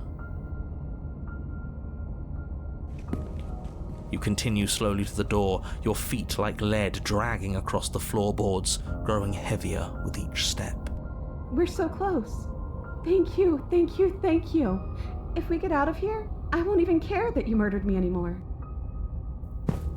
You lift your shaking hand and rest it on the door handle, but you pause before you open it, exhaustion sapping what's left of your will. Was exhaustion really the best you could muster up? It's over. There's no use stalling. Let's see what happens next. Shit. But exhaustion wasn't enough, was it? The handle clicks as you twist it, and then the door groans open.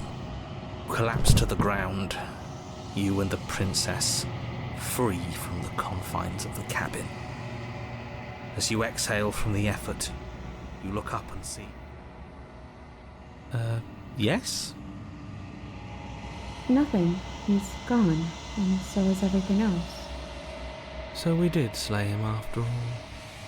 He had it coming, I suppose. But what about us? Are we just stuck here in nowhere forever? Did taking her out of the cabin really end the world? We're still here. Yeah, but that thing you said earlier, are we not part of the world anymore? Are we in some world that exists after the world ends, or on top of the other world but not in it, or have we never been part of the world? Okay, I've heard enough from these two. Let's see if I can pop out.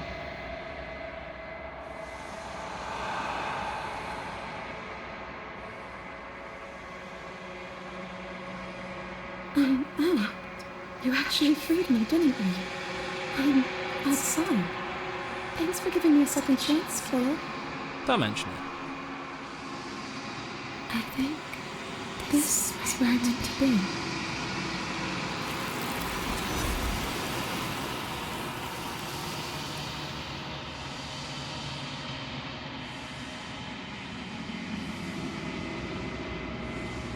She's gone. Where did she go? Should we try and find her? And there's that mirror again. Why is it here? Why now?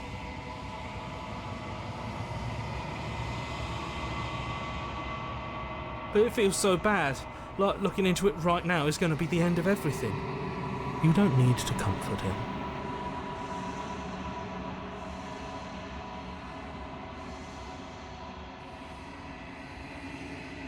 Okay. If you say so, we'll trust you. Whatever makes you happy.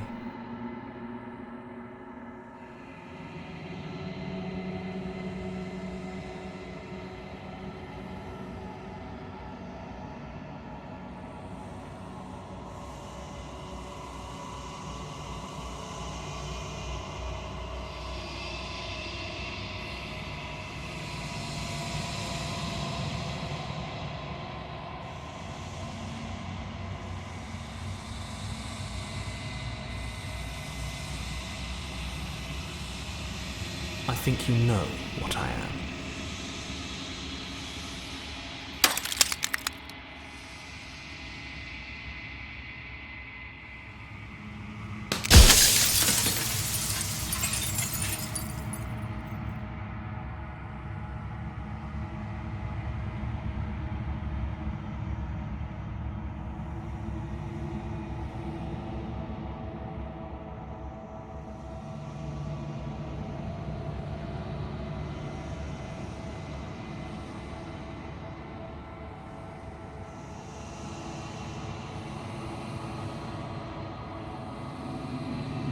The narrator. Yes. I suppose that's my job, isn't it? You needed help after all, an objective voice to guide your blade. But you were never supposed to see me. I wonder how many worlds you've damned to extinction to fall this far.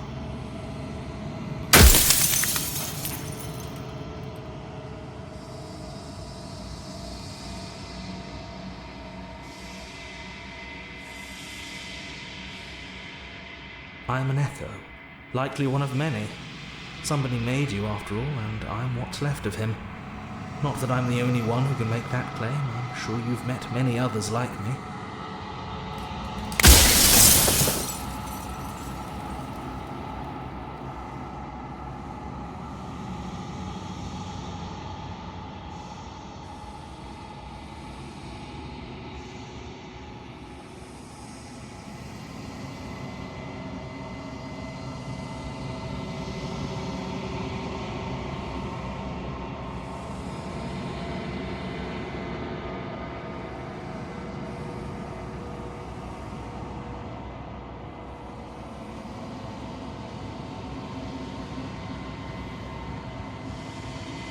I haven't, and that's by both necessity and design. This construct you're in exists in many places at once. Any time you failed, any time you thought yourself dead, it would restart and shunt both your consciousness and hers into another world. But you'll be awake soon, and then it won't be able to work like that anymore.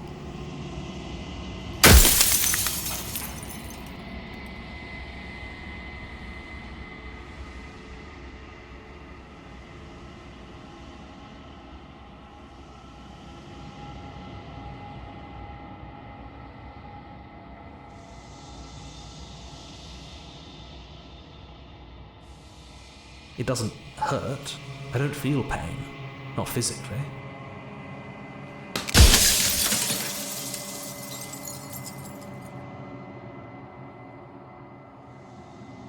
No, I'm not a part of you. But that's all a matter of perspective, isn't it? From one vantage point I must seem wholly foreign, but from another, well, all the versions of me that have existed have collectively heard your every thought and driven your every action. If that isn't being part of you, then what is?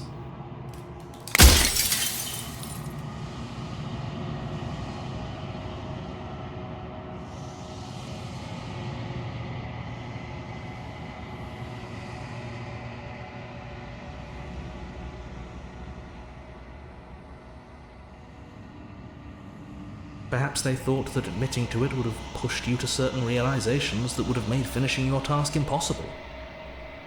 Maybe they were just in denial. I'm sure many of them were convinced that they had to be the first version of them you'd encountered.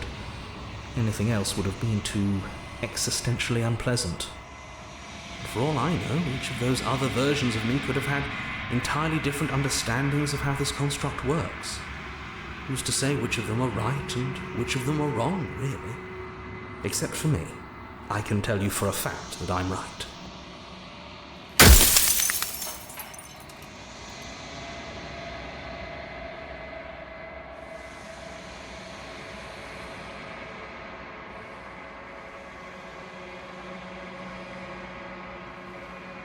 Of course not.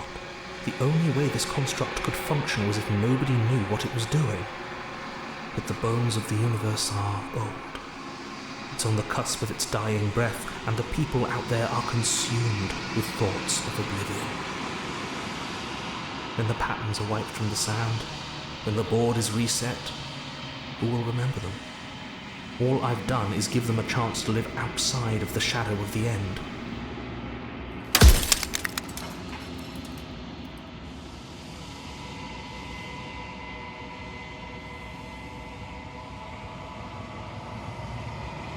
She is the shifting mound, the ebb and flow, the capacity to change. She is transformation, or most of it. Her nature is why I had to die, for she becomes that which others perceive her to be. But an echo can't perceive things, not in the way that people can. So I tucked a part of myself into the folds of this construct to guide you. This isn't the end just yet. You can still destroy her and save everyone. You were made to do this single task, and you will still have a chance to fulfill your purpose once I'm gone.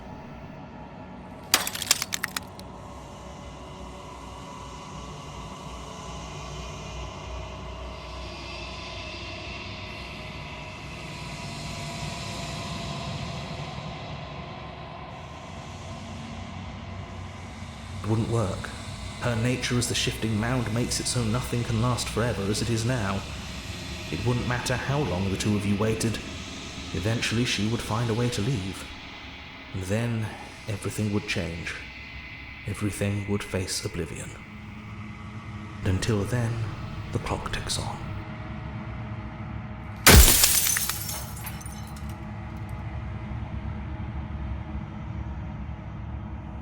You're the long quiet, the god I made to rid the world of death.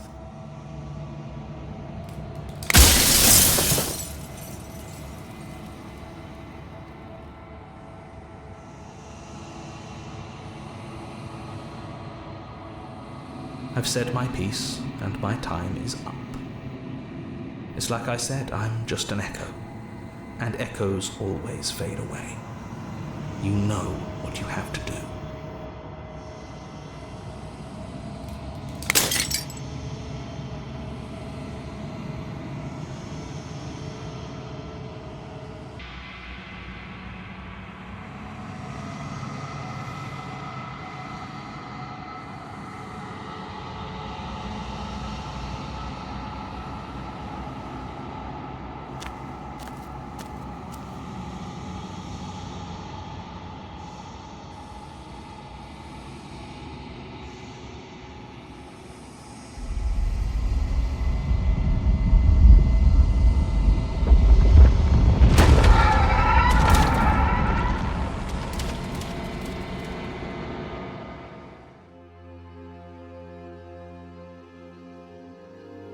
I can finally see you, and you can finally see me.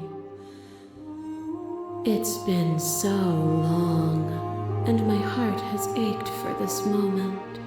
I've missed you dearly.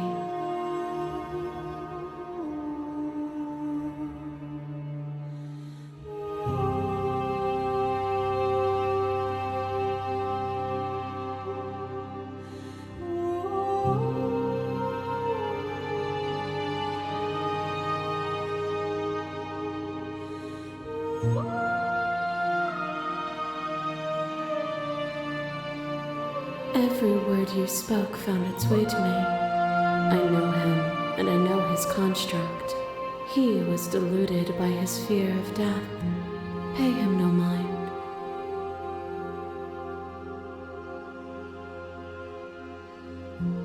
Names are their attempts to capture that which cannot be captured. They call me the shifting mound, a pale imitation of what I actually am. Ever the passive player, always reacting and never acting. But it's woven into your nature, isn't it? When the echoes spun us from one into two, he gave you a choice and me a role to play. I am not death, but I contain it in my multitudes. So, will you attempt to destroy me and bring about a world devoid of death and the possibility of meaning? Or will you open the final doors to our liberation?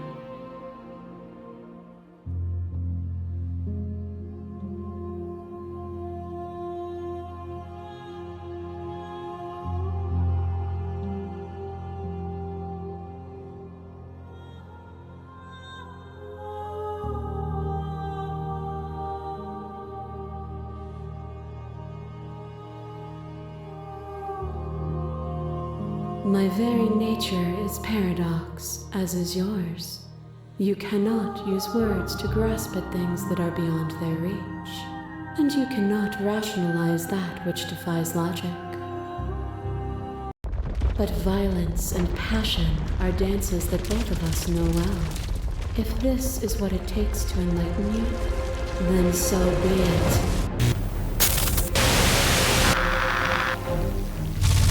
A shiver passes through you as unseen fingers dance across your skin. They remember the violence you inflicted on them, and yet they don't return it. I offer you absolution, and you take my hand in yours. You felt the pain you caused another, and you were willing to sacrifice everything you thought was used to set me free. Without sin, there is no redemption.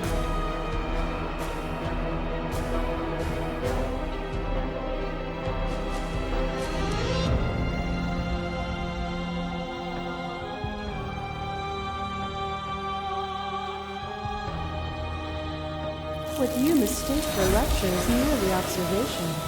I only want to help you. You can vainly struggle against me, or you can follow the rhythm of our movement and find our freedom. A boundless torrent of blades cut you from boundless angles. You are a body. You are gory ribbons. You are a body again. And you feel all of it. On and on it goes until your bodies are not your thoughts are not you. Alive, dead, alive, dead, alive, dead, then alive, dead, all at once. You learn to put yourself away, and in your stillness you rose above me. You died countless steely deaths, and you lived countless short lives, and yet it is all so far behind you. I pushed you to a greatness you never would have reached without me.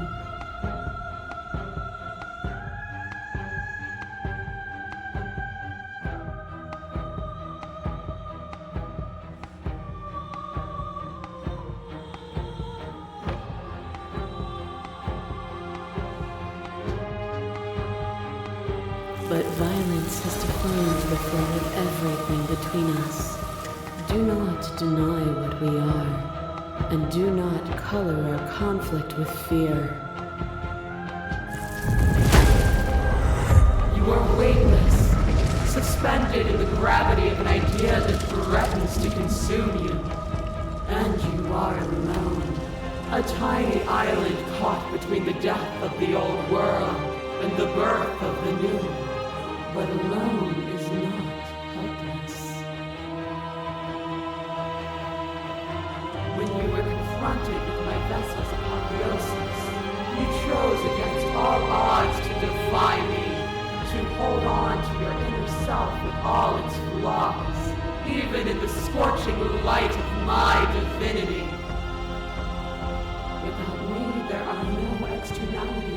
exist. And it is struggle that carves meaning into consciousness.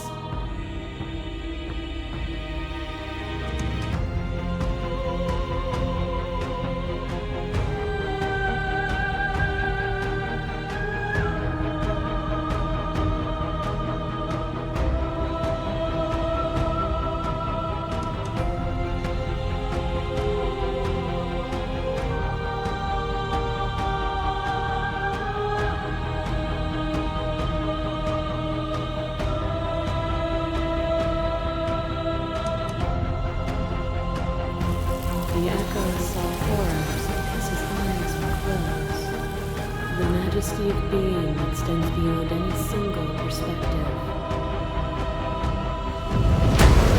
A thought is a vine, and some thoughts nurture thorns that bleed the soul, and endless growth that blots your vision and strangles your trust. When I succumbed to myself, you patiently stood by me and cut the thistles that rooted in my skin. Your compassion is what freed us both, but compassion is a thing that must be nurtured, and you cannot nurture that which cannot change.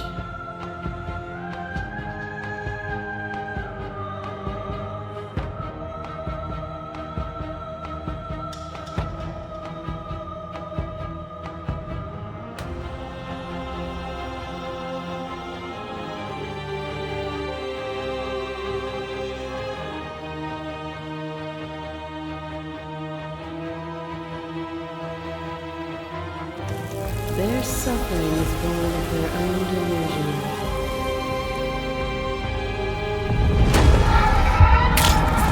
Another thread takes a stake into your body, and another, and another, and another. Do I miss your heart because I can't stand to see it go? But the stakes meant nothing to you. You had a desire, and you set that desire free. You lifting me and me lifting you. Forever and ever and ever, consumed by true belief, there was nothing that could hold us back.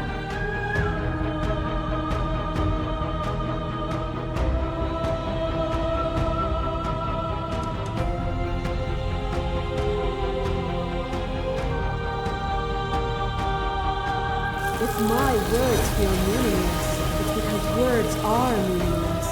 If it feels as though I lecture you from above, it is merely because you have refused to climb after me and find where you belong.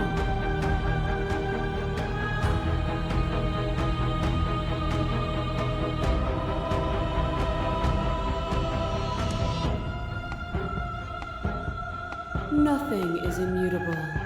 Everything that is exists only in relation to everything it isn't. There is no constant.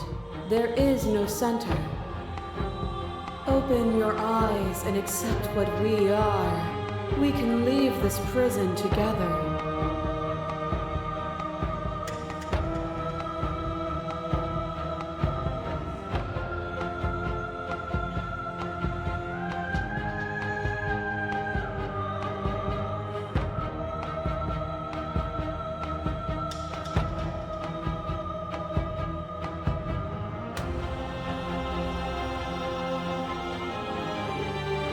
Then try to destroy me if you can, but I will not yield easily to your delusion.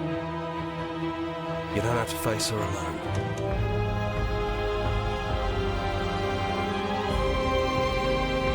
I'm all of them? I assume in the same way that you're all of you.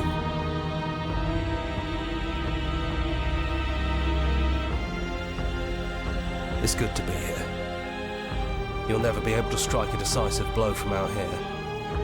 There's still a piece of me nestled close to where it all began. I can take you there. I can take you to her heart. It's time to resume our dance. She's relentless, isn't she? Let's make this quick. Are you ready?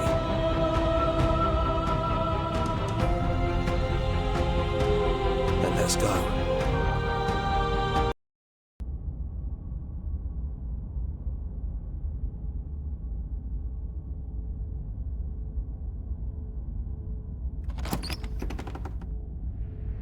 And here we are. I'd say we were back where it all started, but I guess it's a little after that, isn't it? Do you need me to describe things?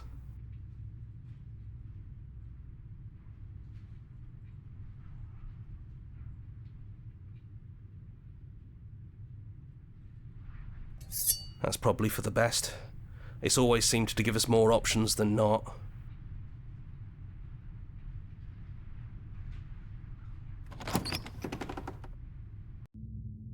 The stairs.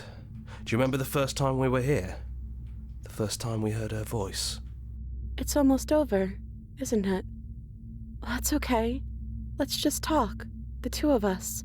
One more time, before you kill me. She sounded just like that. Timid and gentle. Only she didn't know us.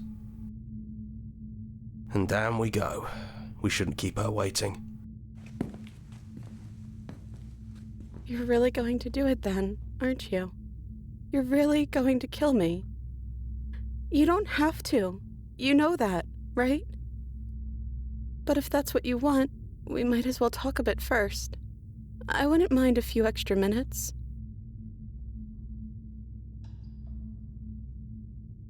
So this is really it then. Let's see this through. So this is what it feels like to actually die.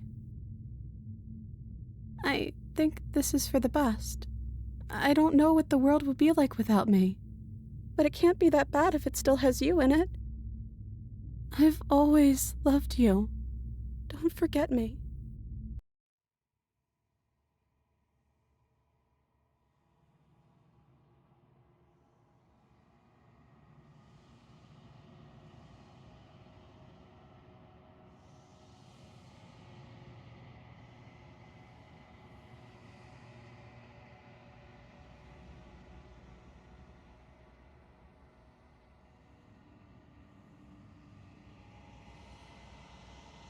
She's gone.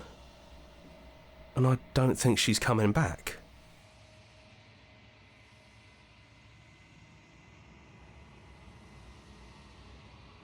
Is that a metaphor, or are you being literal? It doesn't matter, we don't need to linger down here anymore. Let's get going.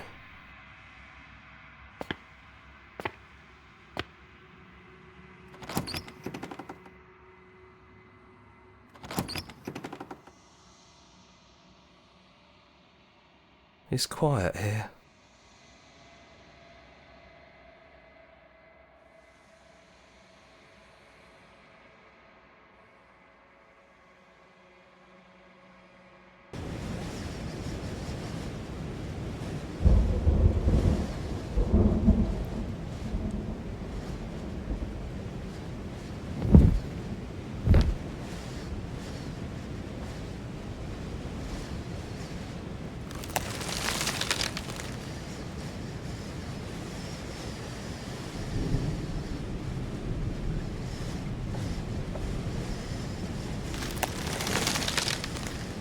He's gone, she's gone.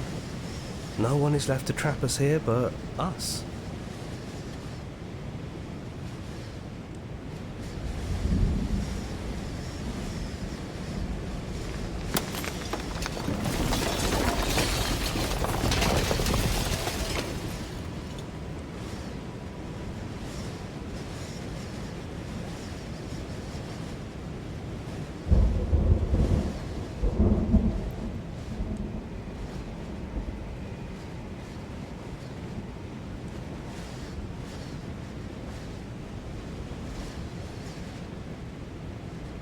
It's finally over, isn't it? But all of us are still here. I knew we'd finally see it through. All it takes to be a winner is grit and determination. We really did win, didn't we? We're the house now. We get to make the rules. This is nice. No more hunting. No more running. Just us. And whatever's out there. Absolute reality. Who would have thought there was really a world outside of us? And who would have thought we'd actually wind up siding with him? The whispering and the coercion the bickering, everything horrible about being alive has stopped. I could get used to this. That wasn't very hard at all. Speak for yourself. Well, boys, how does it feel? We're not just on top of the pecking order, we are the pecking order now. I hope this was all worth it, because I'm personally inconsolable. Lucky for us, you have forever to get over it. Time mends a lot of things. You'll get better. Hear, hear, to our vanquished foe. It's good to be back. Now we just have to figure out what to do with ourselves. Forever. No problem. We can do that, yeah? Yeah, we can do that.